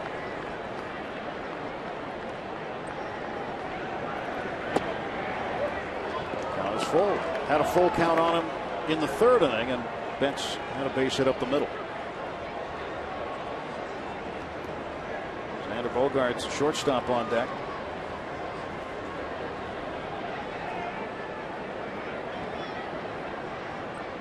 Payoff pitch from Garrett. In the air to right. And right at Snyder. A 1-2-3, top half of the fifth inning. Pirates up by a run.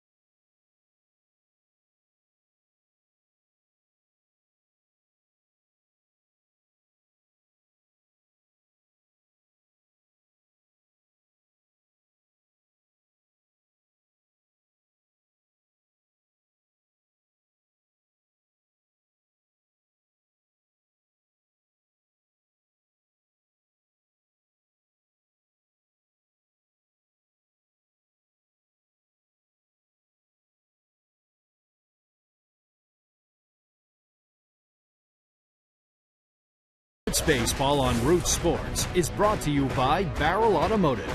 We're driven to be better. And by Levin Mattress, located in all Levin furniture showrooms and freestanding stores. Let's go Bucks! 2 runs on 6 hits for the Pirates, 1 run on 4 hits for the Red Sox. Andrew McCutchen leads off, takes a breaking ball in the dirt for ball 1. Another good crowd here tonight. Way over 30,000. And expecting capacity crowds for the weekend. And the Brewers come in. 1-1 now to Kutch. Kutch is 0 for 2 in the ballgame. Part of the Pirate batting order. There was activity in the Red Sox bullpen last inning after the first 3 batters reached base, but Workman did a good job settling that down. Getting a couple runners on when it looked like the Pirates are going to get active. 82 pitches. At one point early In the outing, he had more balls than strikes. He's come back to throw a bunch more strikes.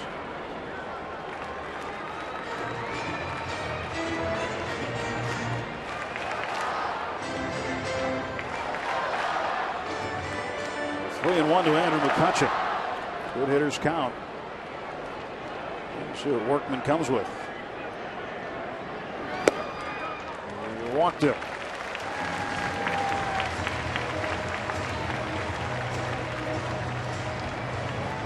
Number 3 on the evening.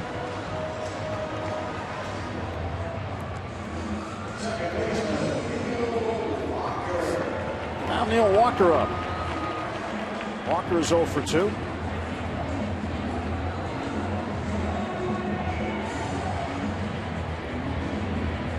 Walker struck out looking his first time up and then grounded out to third in the third. Hitting .280. McCutchen at first base. Infield shifted for Walker. And he'll take a strike. Down to the third inning now in St. Louis. No score. Brewers and Cardinals. See how the infield is aligned for me. A lot of room on that left side. Go the other way. Good catch to third.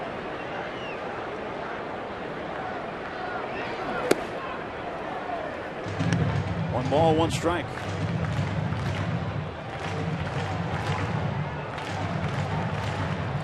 Do you think at any point we'll start to see some batters try to chop the ball down that way? We haven't seen a lot of it. Occasionally there has been some activity in that direction. But it won't change the defense until a lot of them do it successfully. That's right. Guys just get up there and take their normal at-bats more often than not.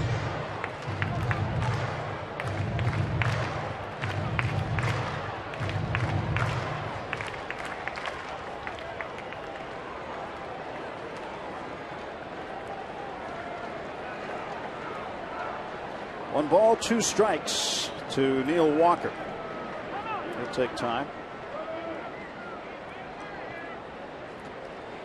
A lot of open space that way, but you know the guys have been successful by pulling the ball. That's why the shift is on. They wouldn't shift unless they pull the ball a lot.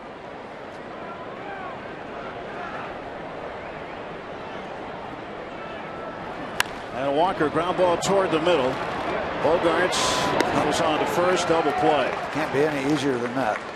The bounce right at second base. Two men out quickly. Touch is erased. And now Brandon Workman will face Starling Marte.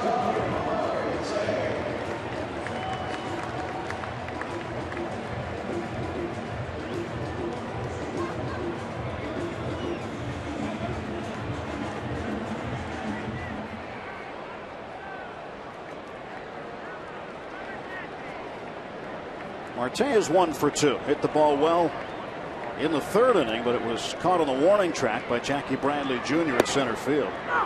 Strike one to Marte. Let's take a look, if we can, from behind the pitcher when he's getting ready to deliver and see how close Marte is up on that inside corner.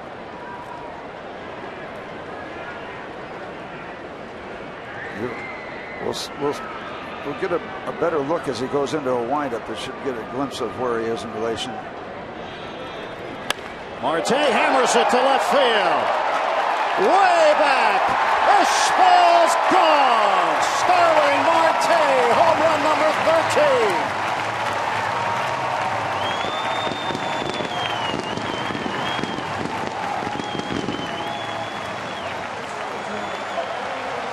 He was up on the plate good enough where he could turn on that ball and bury it in the seats.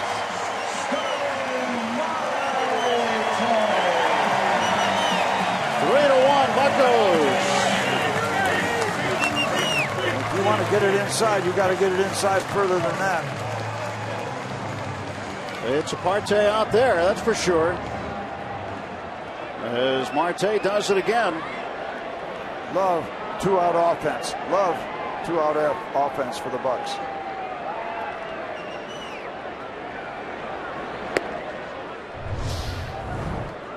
Oh, they want it in there. That ball was out away. He just turned it back around. He got a lot. He knew it. Pitcher knew it.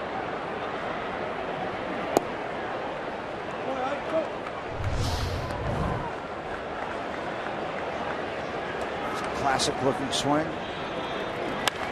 You're the pitcher. You know the sound.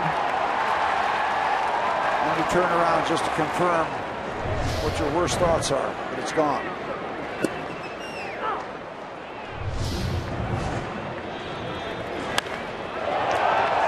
That's majestic. And it has that kind of height. It's a beautiful, beautiful looking home run for Starling Marte. 2-1, and Ike swings through it. 2 balls and 2 strikes.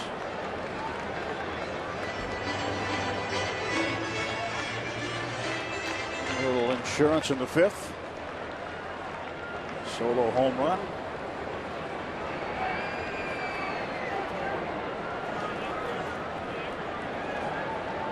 Brandon Workman ready to deliver the 2-2 pitch.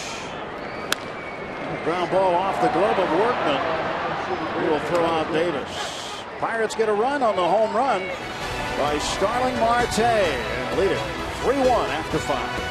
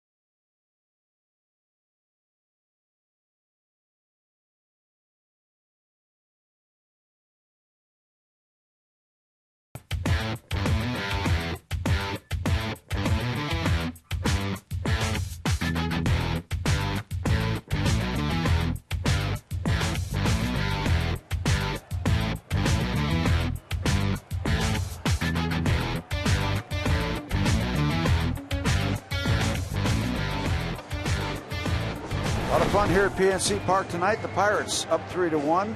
They added number 3 with that long ball by Starling Marte. Garrett Cole moving nicely along. The Bucks up by 2 as we go to the top of the 6th. Bogarts, Ortiz, and Craig for the Bo Sox. Yes, a Marte party. The discussion after the home run between Nieves and Mr. Workman. Bogarts 0 for 2 so far tonight against Cole, and he'll take a strike.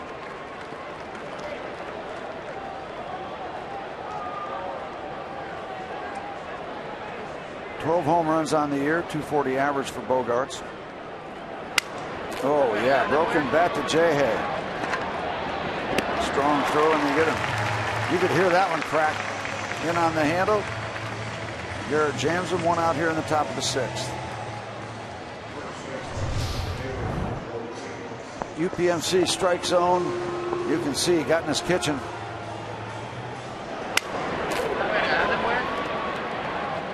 One less bat, one more out. So Bogart's out, one down. That was quick. Yep. Well, they say you get that leadoff man, you're halfway home through the half inning. Now Cole to face Ortiz for the third time. The Pirates shifted for him, expecting him to pull. Ortiz with 99 RBIs. His next RBI would give him his 8th consecutive 100 RBI season. Puts him in the neighborhood of Jim Rice. Jim Rice, the Hall of Famer, had 8 100 RBI seasons, and the guy they're behind, the one and only Ted Williams, who had 9 of them. I'll tell you, if Mr. Ortiz hits a ground ball to Neil Walker, he might need a cutoff man. 99 down to 55. Big difference. I think he's going to lead the club this year. And he is down on strikes. Ortiz 0 for 3. Strikeout number 5 for Garrett Cole. Yeah, he's heating up. 3 out of the last 4 batters. Excuse me. 3 out of the last 5 batters.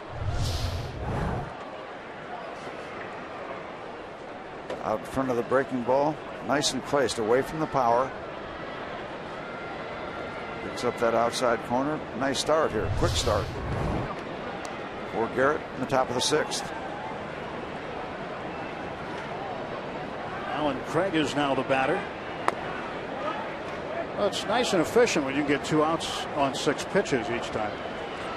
You want to try to do that? Even better if you can get all 3 on 7 pitches like he did in the first inning. That was a very efficient first inning. He's pitching well. They've got to run off him, but he is in control of this ball game. Breaking ball down and away to Alan Craig. Craig grounded out to Harrison in the 2nd, then struck out looking in the 4th.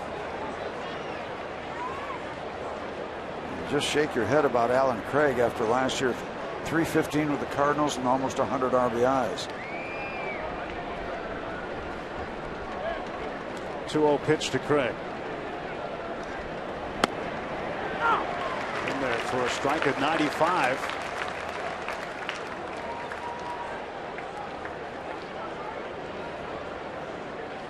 About the same velocity, speed that we started the game with. 95, 96 range. And strike 2. Remember when you used to say speed instead of velocity? Control instead of command? Right. The nomenclature has changed. Language the same. too. Yep. Some thundersticks out here tonight.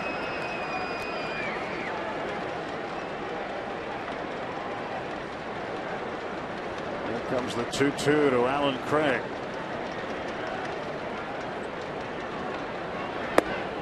Got him looking for the 2nd time in a row.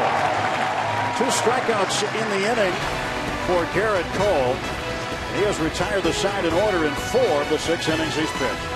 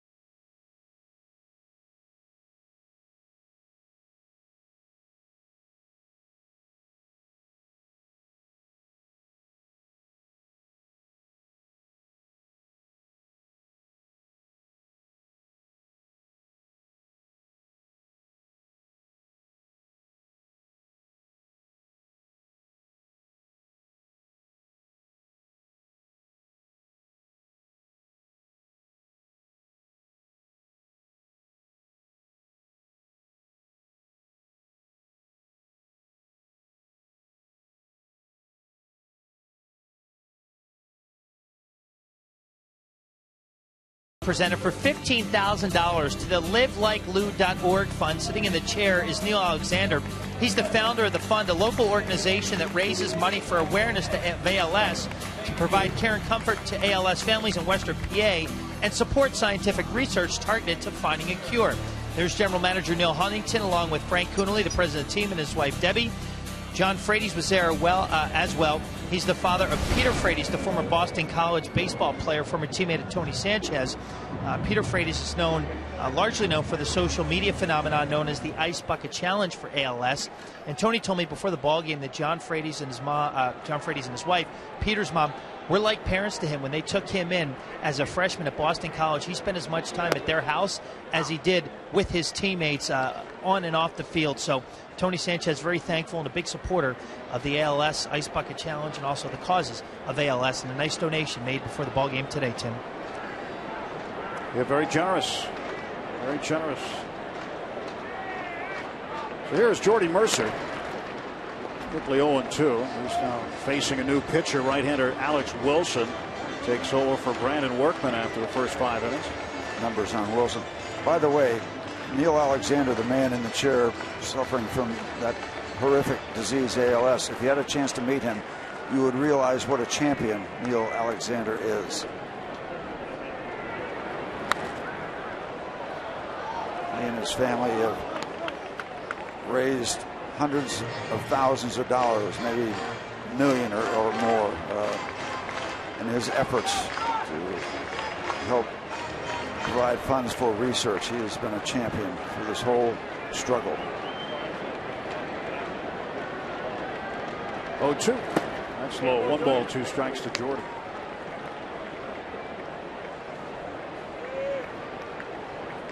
Mercer came up with a double in the 4th inning. Struck out in his first at bat in the 1st. So Alex Wilson doing the pitching for Boston. Nobody on, nobody out. 1-2. And Jordy lines it right to Mookie Betts. 1 out.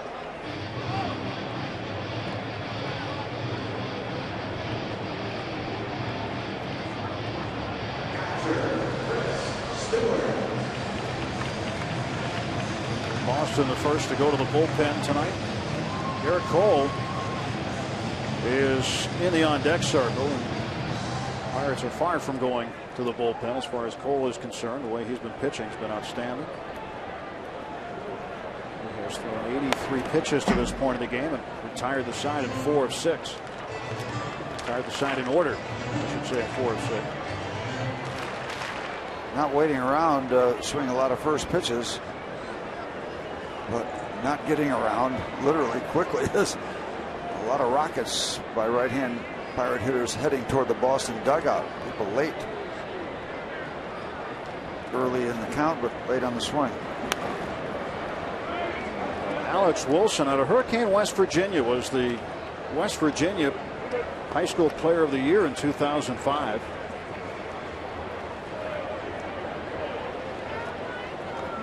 He is certainly familiar with Pirates baseball.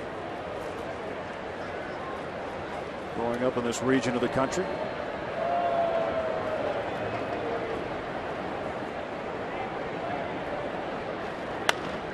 And Stewart has himself another hit. Oh, it drops foul. Well, I was with you, Tim. I thought that ball had plenty of direction to stay inside the chalk, but didn't. Really, Wilson looks like that mascot for WVU, the football guy that has the buckskin outfit. The Mountaineer. Yeah, the Mountaineer. Play that roll. Look at this slice. Looks like it's going to drop, and then it just goes to the right. Too much spin on it.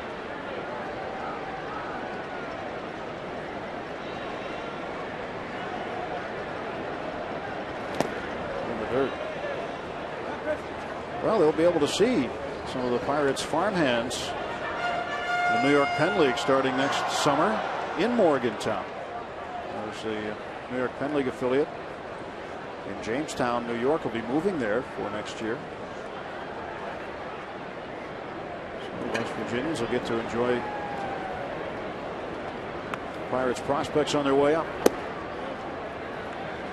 You know, that whole discussion started, or parts of it, during a caravan a couple of years ago when we had a luncheon on the caravan, and Oliver Luck, the AD at WVU, and Frank Cooney were talking about the possibilities of that happening. Looking forward to having them in the family. It'll be a brand new stadium that'll be shared by both WVU and the West Virginia ball club that'll take over in the summer. That has come to pass. It's a short season, for the New York Penn League, short season A, so the schedule fits in perfectly. Sharing it with a college. Kind of the way it was at Penn State with State College. I think the Red Sox have the same thing with up in Lowell, Massachusetts. This one's up in the air to short right field, and coming on is the right fielder Alan Craig. He makes the catch. And with the Lowell Spinners. Yep. Boy. Got a good friend who's the baseball coach at UMass Lowell. He was here in the ballpark last night. Ken Herring. 2 outs, and Wilson will now face Garrett Cole.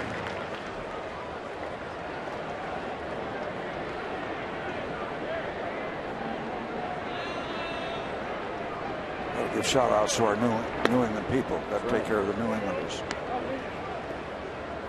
Lowell just down the road from where I grew up.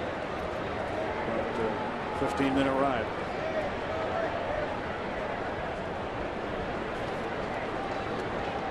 Lowell takes a strike. 1 ball, 1 strike. Garrett has struck out twice, once looking and once swinging.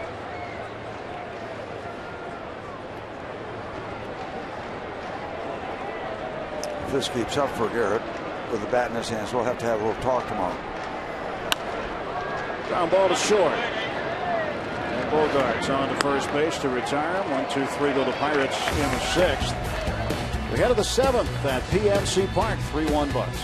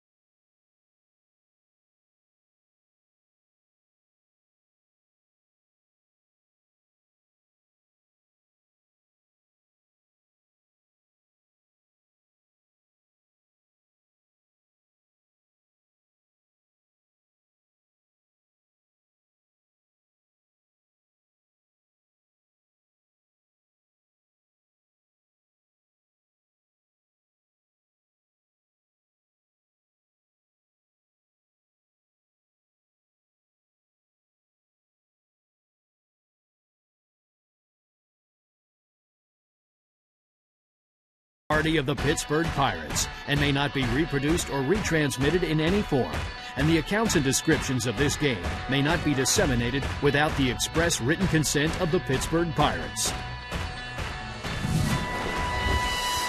Most popular way to follow the Pirates' push to the postseason is with MLB.com At Bat. The #1 app for live baseball. Enjoy live look-ins, replay reviews, scores, live radio broadcasts, the MLB.TV Game of the Day, and more. Get At Bat for your smartphone or tablet on the App Store or visit MLB.com.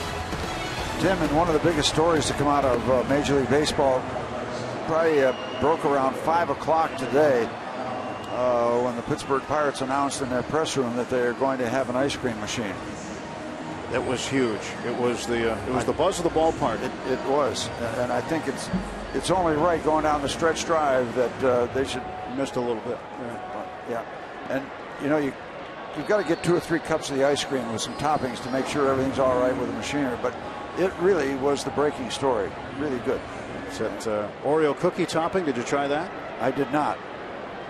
Bob did not partake, by the way. Bob. No, very good discipline on his part. So I took his share.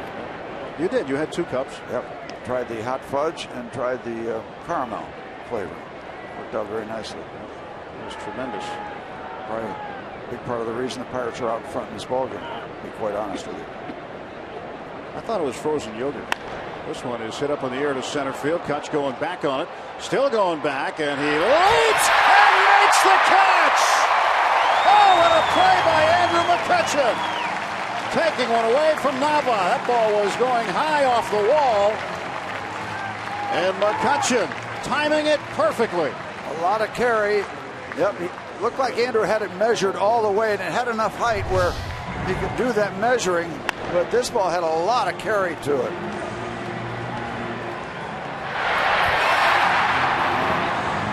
There's the flight, and there's the end, and here's the detail. Allegheny Health Network Super Mo slowing it down for us. Great shot and great reaction from the pitcher, Garrett Cole. Nava is out. Middlebrooks at the plate. He takes a strike. Andrew had it measured perfectly.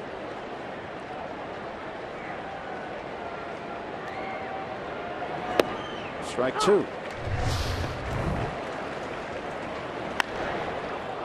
Well, nobody knows center field here like McCutchen.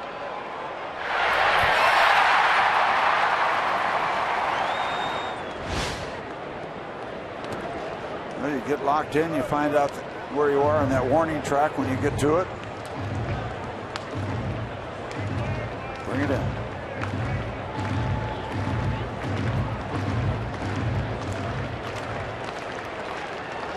Just what you need when you're trying to work deep into the ball game here in the 7th inning. Down on strikes goes Middlebrooks. Just 4 hits given up by Cole. 2 in the 3rd, 2 more in the 4th. That's it. Very strong night for Pirate right-hander. 7 strikeouts now.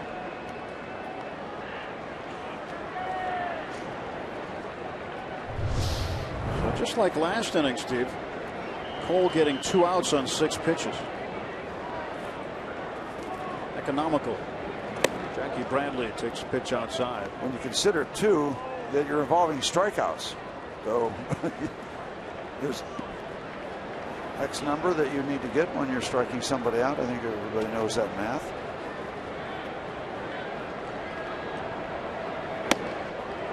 Ball 1 strike. 95 right by him. Not only 95, but good finish on that 95. And that's always a vague term, but that ball looked like it had some good snap. Good finish to it. So did that. Got a little adrenaline working now, I think.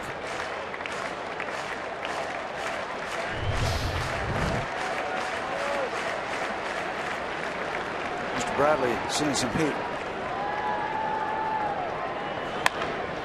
One hopper to Walker. Yeah, looking for the heat. He got it, but hit it right at Neal.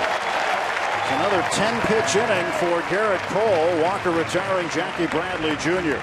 Stretch time in Pittsburgh. Pirates with a 3-1 lead.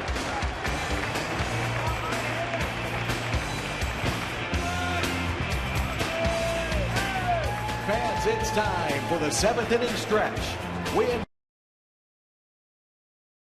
Park Smiley Cookie and join everyone watching at home on Root Sports as we sing "Take Me Out to the Ball Game."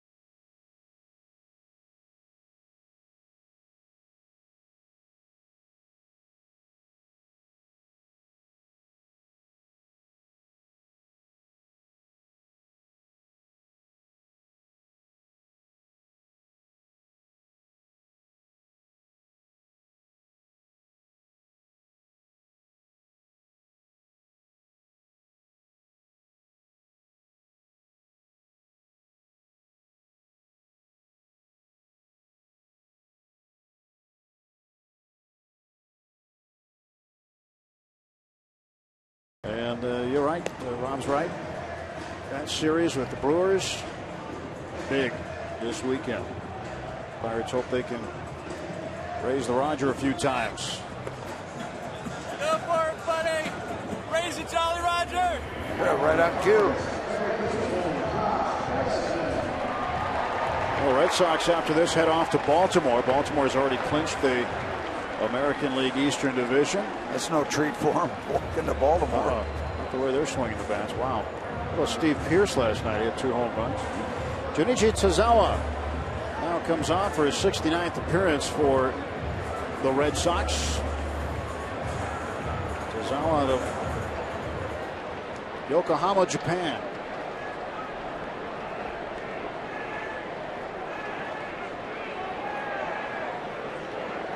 Tozawa will face Josh Harrison, who's 2 for 3. And Josh looks at a breaking ball for a strike. So Wilson goes a scoreless inning. This is pitcher number 3 on the night. Excuse me, after Workman and Wilson.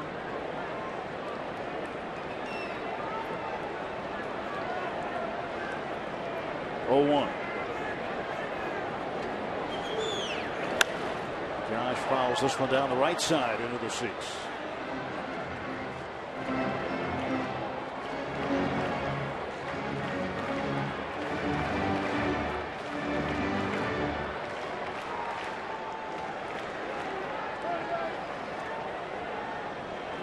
Have to get him in here with a shoehorn this weekend.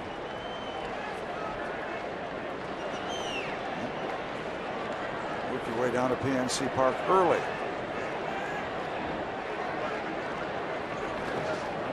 Far away. You look at some scenarios. You get 10 games left after tonight, and a ton can happen in the final 10 games. Let's say Milwaukee does win tonight. The Pirates win here. Then the Bucks would cut St. Louis's lead to 1.5 games in the division. And the Brewers crushing them now in the 4th inning. 1-0. Not exactly crushing them, but it's all the same in the end if you have one more than the other guy, or 10 more.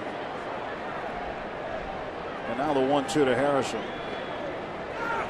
And Josh hits this one well to center, but Bradley going to get behind it. Harrison is now 2 for 4.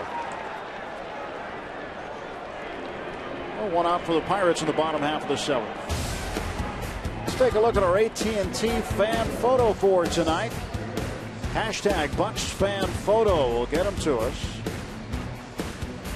Of signs out on the Riverwalk with the Clemente Bridge downtown in the background, neat backdrop. Great looking signs as well. Thanks for the photo. You can keep them coming on Twitter. Hashtag Bucks fan photo.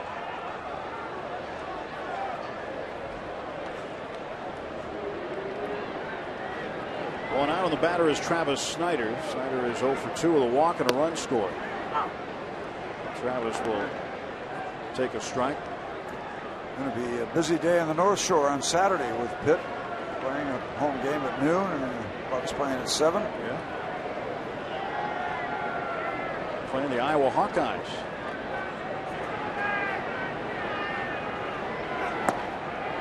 Pitt's off to a great start, 3-0.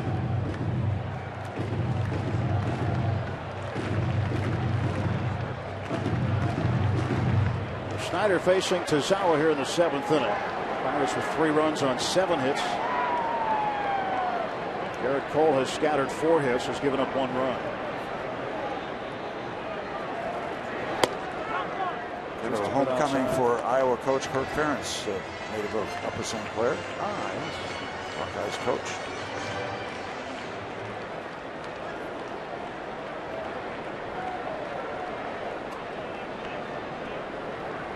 But lots of folks are going to try to take in the doubleheader. Yeah. Football, baseball doubleheader on the North Shore. Get your sports. Saturday. Yeah.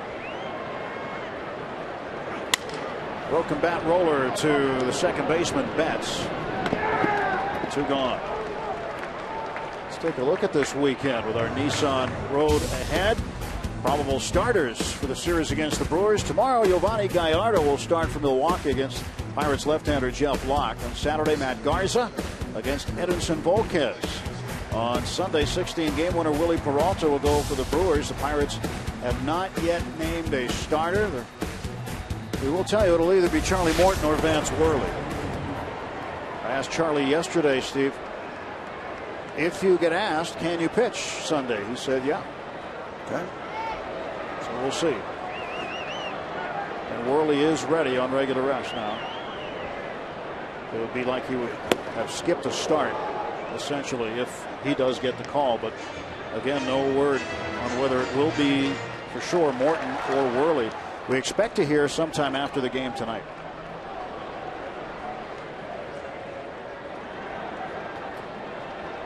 Vance in the dugout. He's been available in the bullpen the last couple of nights, but the fact that he's in the dugout maybe gives us some sort of hint.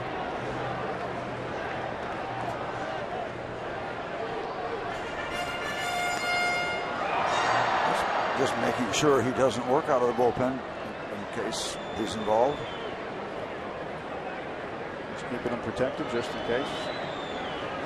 So McCutchen up with 2 outs. And they're 0 for 2 with a walk tonight. Shinichi Tozawa out of the stretch and the 1-1 to Kutch. Inside 2-1.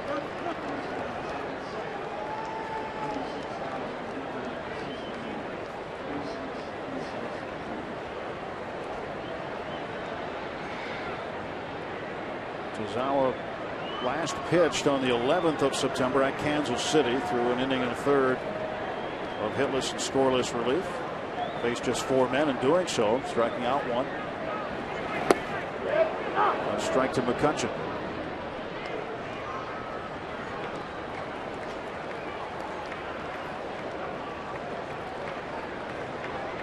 Tozawa leads the Red Sox staff in appearances with 69. Last year he made a career high 71 appearances during the Red Sox World Series season. And the 2-2 now to Kutch. Struck him out. The 1-2-3 go the Pirates in the 7th. We played 7 full at PNC Park. Pirates 3, Red Sox 1.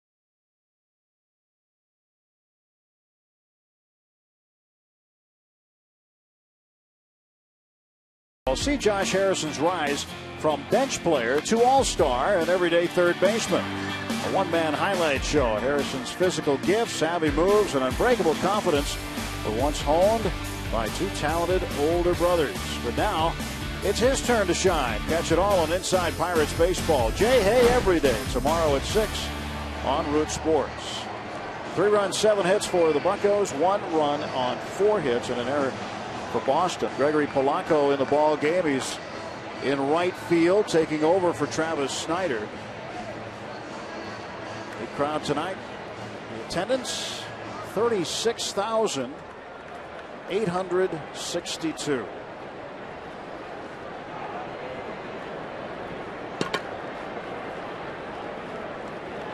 Big crowd tonight. No crowd less than 34,500 for this series. And they're watching Mr. Cole be pretty dominant tonight. It's 4 hits. Cole starting the 8th inning, facing Christian Vasquez. Working on what, 10 in a row? Over the last 10. Retired the first 6, and just a little, some scraps in between.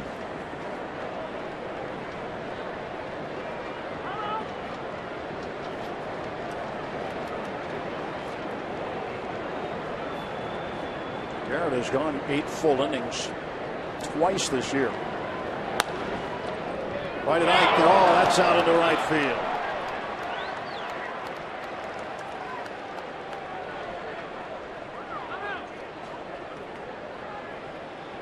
The guy got a glove on it. He has made some nice picks recently. Couldn't come up with this one.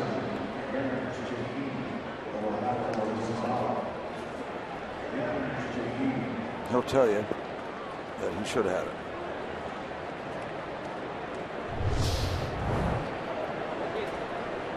They're going to score that a base hit. Vasquez has 2 hits in the game, 2 for 3. And Garrett Cicchini will pinch hit in the 9 spot for Boston. Cicchini called up yesterday from Pawtucket. Drake Britton, left-hander, warming up for Boston, and Tony Watson throwing for the Pirates. Yes, we do have a Tony Sanchez. Who else would be warming up in this situation? And there's a base hit. Vasquez around second, heading for third, and this is going to shorten the leash on Garrett Cole tonight.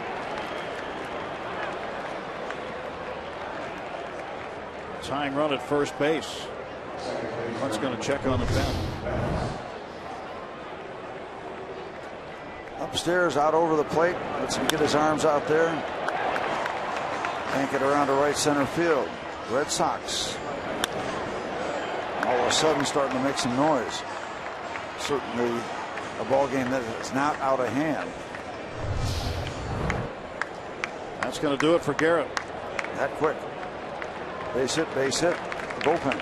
7+ tonight for Garrett Cole. He'll get a nice hand. Gives up 6 hits, 1 run right now. And now it'll be up to the Pirate bullpen to shut down the Red Sox the rest of the way. And the fans here are liking their big right-hander. Tony Watson will come in now for the Pirates.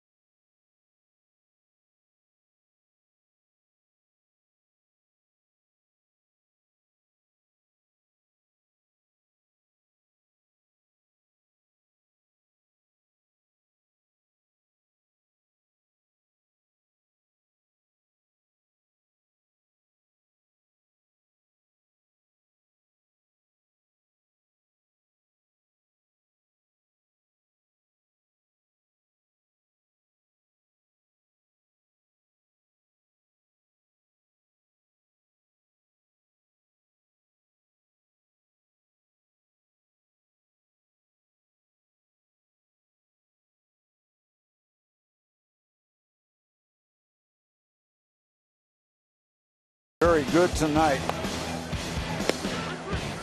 And one of the things you like best when you watch a package of his strikeouts is the fact that he matched the strikeouts with a lack of a free pass. No walks issued by Garrett Cole. And very, very appreciative crowd here at PNC Park for number 45. So we'll see if Tony Watson and company can hold on to this, what is now a very skinny lead. Cole feeling some anxiety right now with the situation. 7+, 6 hits, 1 earned run to the moment. He is responsible for the 2 Red Sox base runners. 7 strikeouts, no walks, 98 pitches, 66 of them for strikes. And here is Tony Watson trying to shut things down here. And who better could you turn it over to? By the way, Mr. Watson here at PNC Park this year has an ERA under 1. Overall numbers for Tony. Mookie Betts takes a strike on the inside edge of the plate.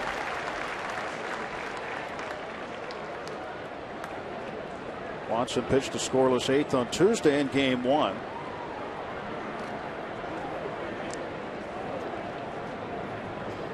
Harrod's 2 base runners here. Betts at the plate, second baseman with a base hit, rips this one foul past third, and it's strike 2. Betts got on that one. Yep. But he's behind in the count 0-2, and behind in the count to Tony Watson 0-2 is not a good place to be.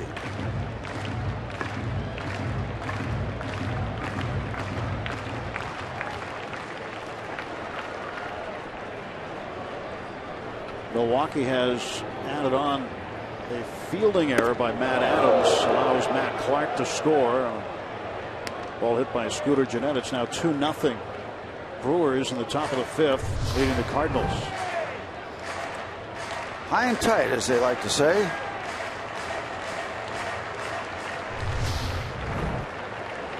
There's that score from Busch Stadium. 1-2 pitch. And a ground ball to third, and again it's foul.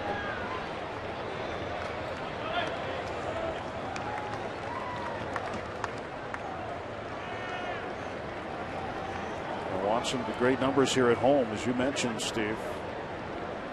0.98 ERA. He's also picked up 5 wins. Tony's 10-1.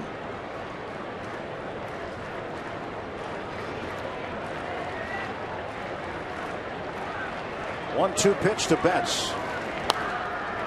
Pop fouling out of play. Betts, good contact hitter. He's only struck out 24 times this year. So certainly not playing every day at the big league level. 150 some at bats, but still a lot of contact.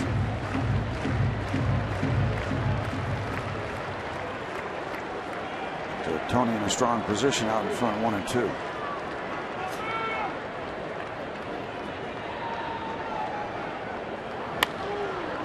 Popped it up.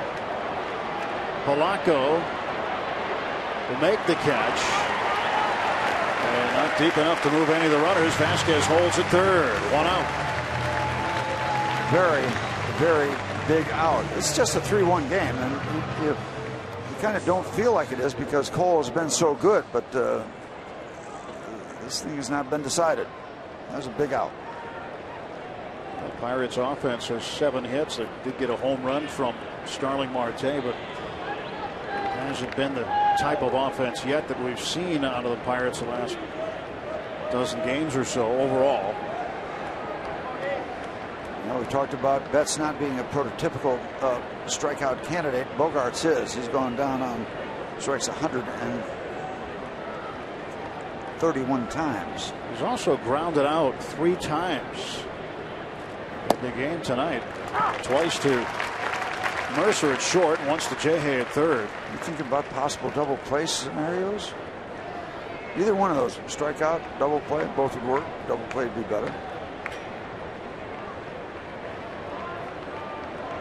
Nothing in 1 to Xander Bogaerts. Runners off the corners.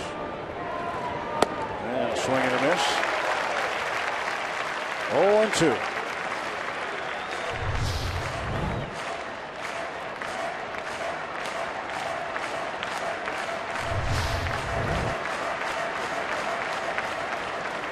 Like a kind of a spring-loaded fastball.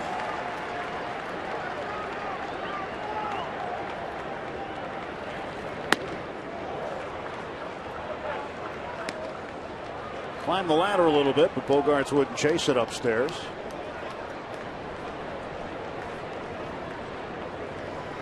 First and third, one out for Boston. 3-1 Pirates lead it. Top of the 8th.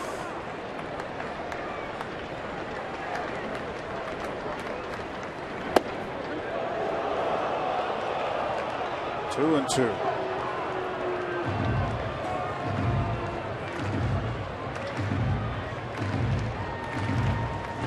Wouldn't mind getting that double play. Look in the on deck circle. Mr. Ortiz is there.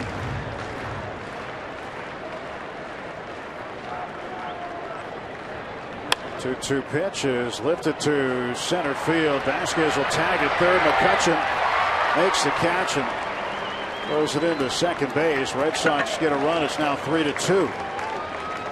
Bogaerts drives in a run with a sacrifice fly. His 43rd RBI. That run is charged to Garrett Cole.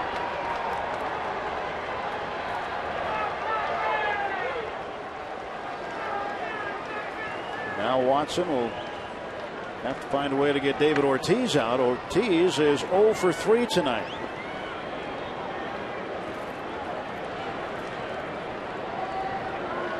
Ortiz has not seen live Major League pitching for a couple nights. Strike one.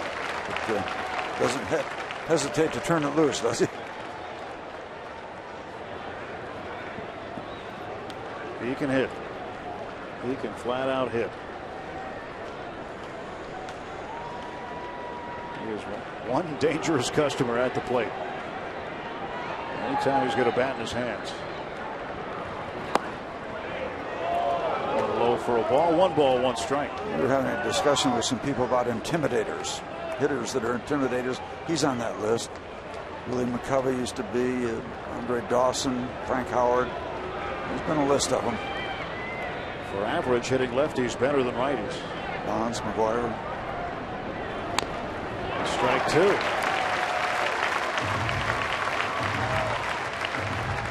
Ball and 2 strikes to David Ortiz.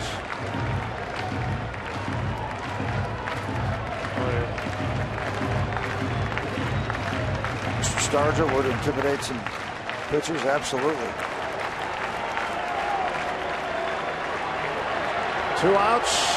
The 1-2 pitch from Watson. Swing on and miss. Strike 3. Ortiz down on strikes for the second time. He's 0 for 4. Red Sox get a run. The Pirates leading 3-2.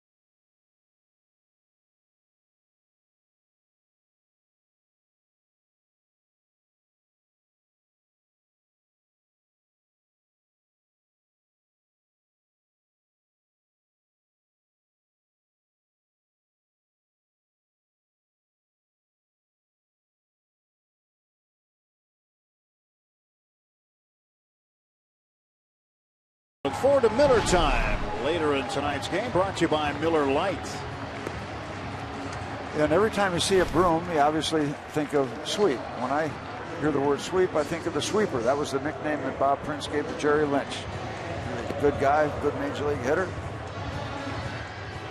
Garrett Cole talking to Chris Stewart. Stewart got hit by the bat of Ortiz on the backswing. And Watson struck him out here. Watch. Right on the wrist. Bang. Ouch.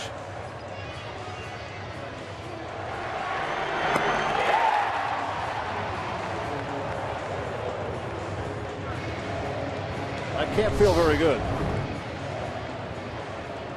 Ortiz 0 for 4 with 2 strikeouts tonight. It's rare to see him with a glove on playing first base. Do it occasionally in interleague games. Drake Britton to work for the Red Sox. Bottom of the 8th. His 5th appearance this year. Spent a good bit of time with the Red Sox at the major league level last year. Britton pitched in the 3rd of an inning on Tuesday. In relief.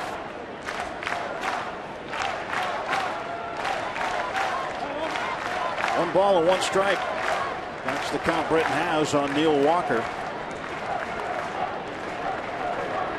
And Neil to left field. That will hang up for Nava.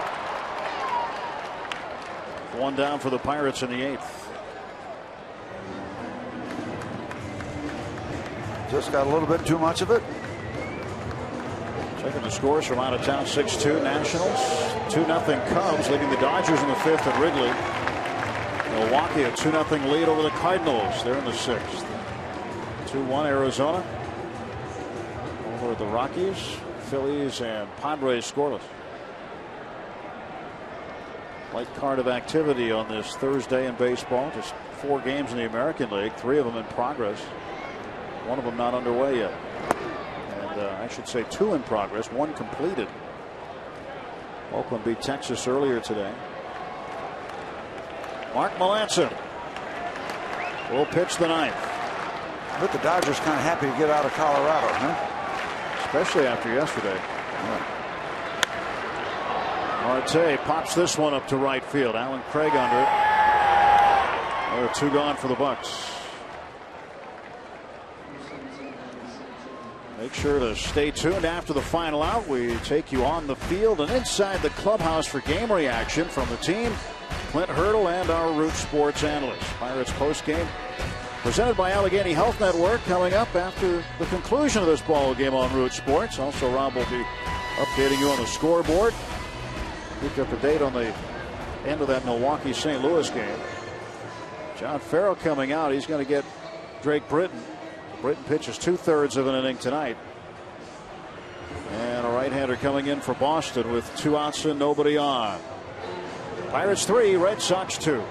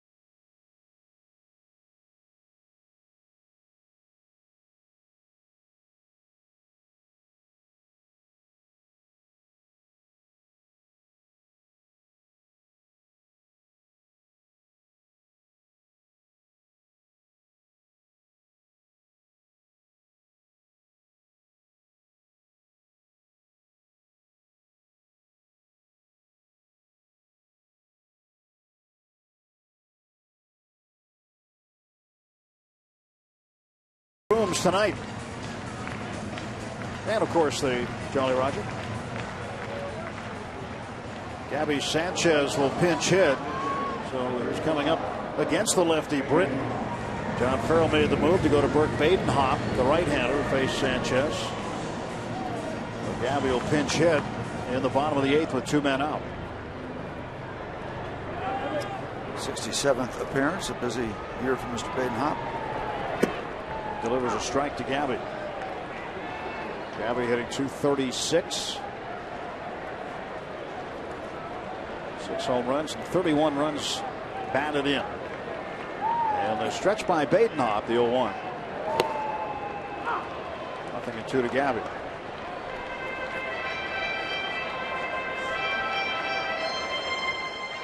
Just a 1-run ball game. Single runs for the Red Sox in the 3rd and in the 8th. Pirates got a run in the 1st, a run in the 4th, and a run in the 5th on a solo homer by Starling Marte. Gabby reaches for this one, pops it up, and catcher Vasquez makes the catch. Pirates go 1-2-3 in the bottom of the 8th inning. We'll head to the 9th. Mark Melancon coming on to try to save it for Garrett Cole.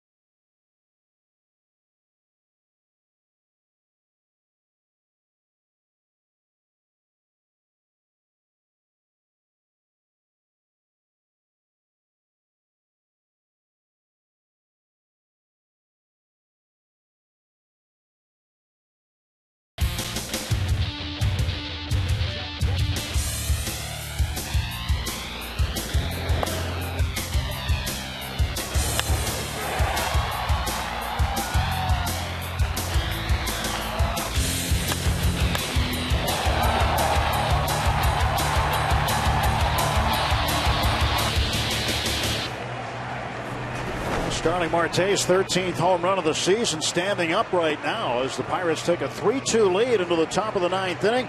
3 outs away from completing a 3-game sweep over the Boston Red Sox.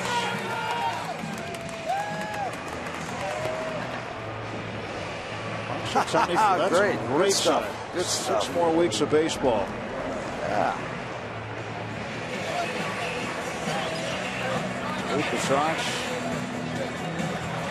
will ban the DH. So Gabby will stay in and play first base. And Mark Melancon with an opportunity to pick up number 30 and give the Pirates a winning season.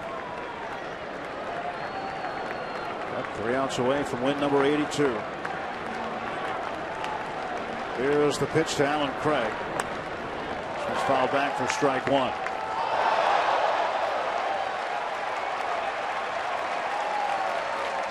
That question's not a big question anymore, Steve. Used to be a big item, and it's always good when it's not a big item. Gotten beyond that big item. Now it's a little bitty item. There's the 0-1 to Alan Craig. Hit him. And the tying run's aboard now in the 9th. Alan Craig hit by the pitch.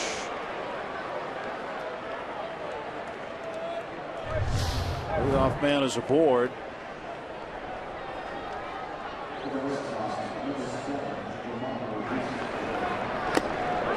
Here's the double hit.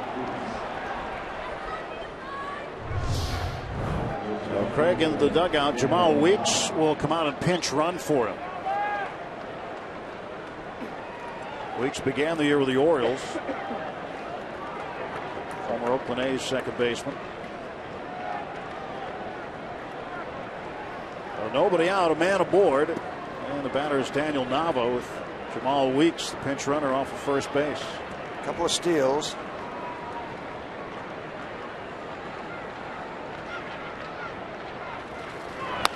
Nava pulls this foul for strike one.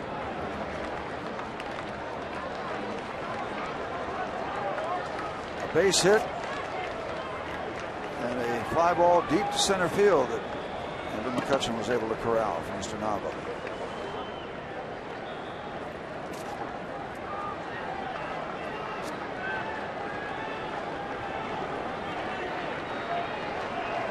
So Nava's been hit a few times on that lead elbow, that size of that elbow pad he's got on. Ground ball up the middle and a base hit. Weeks is going to turn second. He'll head for third, and the tying run is 90 feet away in the ninth. Nobody out. Trouble is brewing. Ground ball that finds the hole. Downstairs. Game on.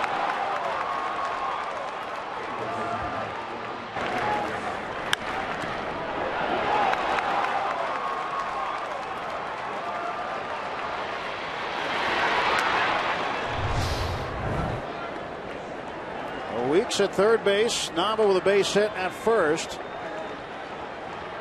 And the Pirates infield will play for two in the middle.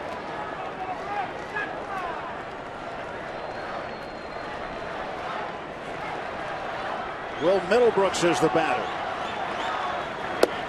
Strike call. Got to find a way to keep the ball in the infield. Strikeout, ground ball, pop up, keep the ball out of the outfield. Middlebrooks a base hit in the fourth inning. Grounded to Mercer back in the second. He struck out swinging in the seventh.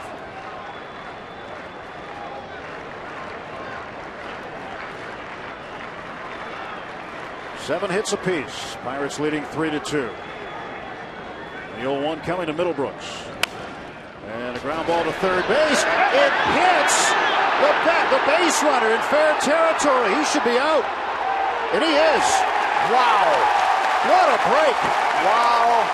Wow. Wow. And here comes John Farrell. And home plate umpire Muchlinski is trying to keep him away.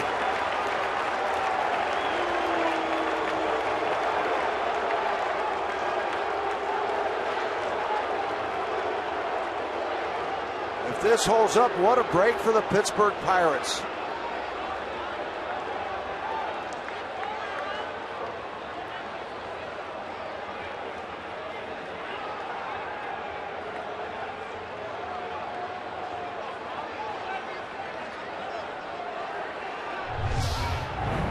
Brian Butterfield, third base coach, out there to argue as well. But see, Weeks trying to get back in foul ground, but he's right on the line.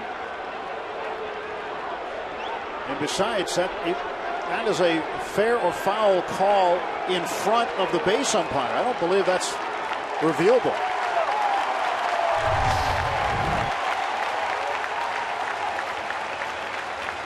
And so Weeks called out.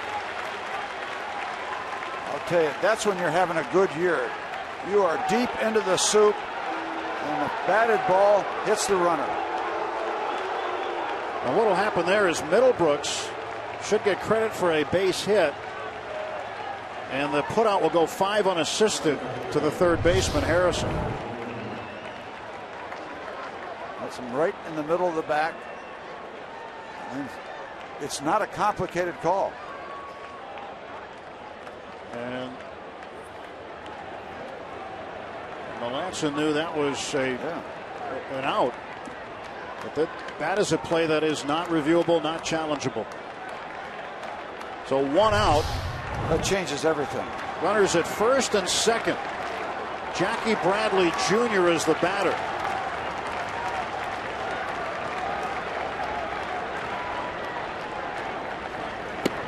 Pitch inside. Ball 1.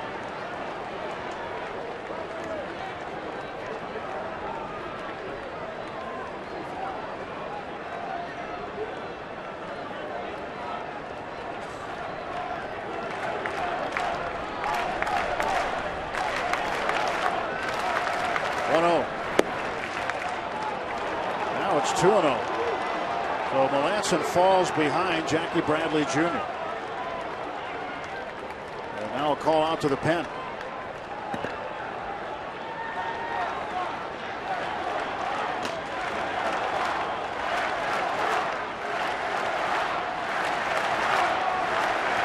.2-0 pitch now to Jackie Bradley Jr.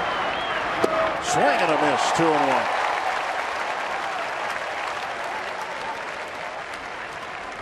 Cut fastball at 92 miles an hour. You can see that sliding across.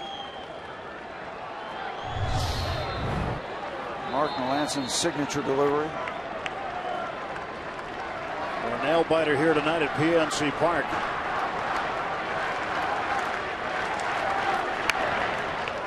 That is a foul ball for strike 2.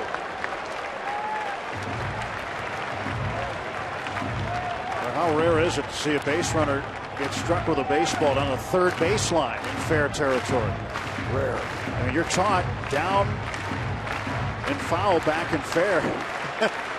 But that's to guard against a throw, not a hit. And now Bradley, who has struck out a lot,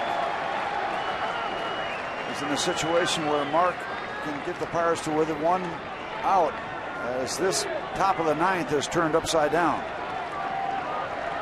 2-2 to Middlebrooks.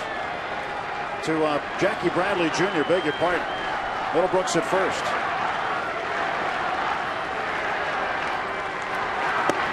Strike 3 call.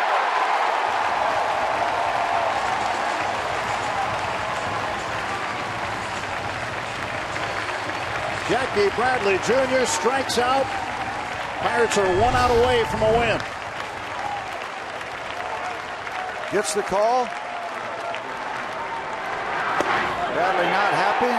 Now you know why after seeing the replay.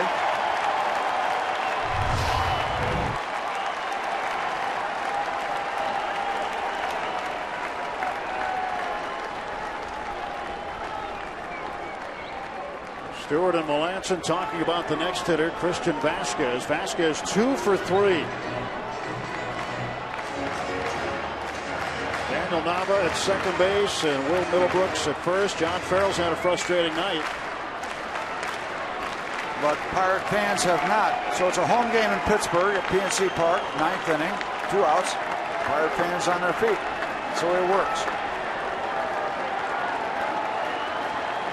Christian Vasquez to face Mark Melanson.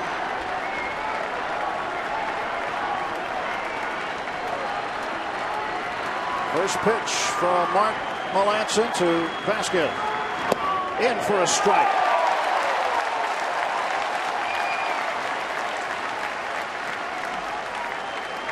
These fans, I'd like to say they're hanging on the edge of their seats, but everybody's standing. Well, it was a very quiet beginning of the top of the 9th. It's gotten noisier.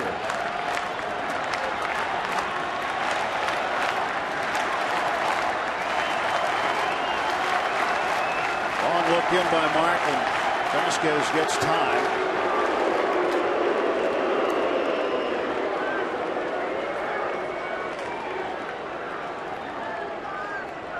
A must-win game is a will-win game.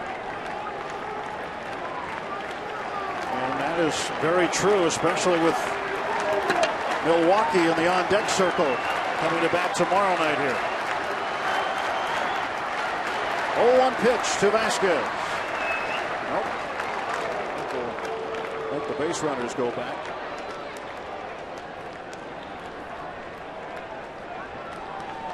That 27th out. that 27th out. It can be so easy, it can be so elusive.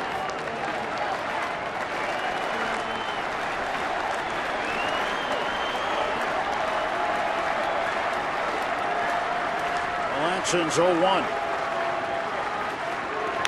Strike 2. And the Bucks a strike away.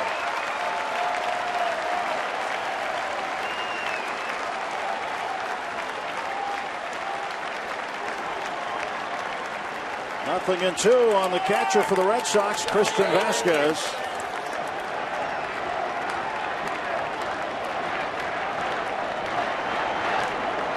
Mark the Shark trying to nail it down tonight.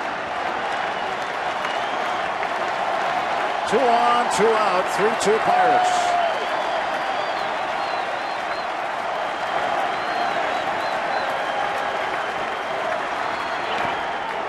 In the dirt, 1-2. Blocked by Stewart, keeping the base runners right where they are. Boy, that ball hitting on home plate. You know, you have the ball hit in front of home plate and back, and you got the dirt, but you don't know what it's going to do, and it skips off the plate itself. Go anywhere.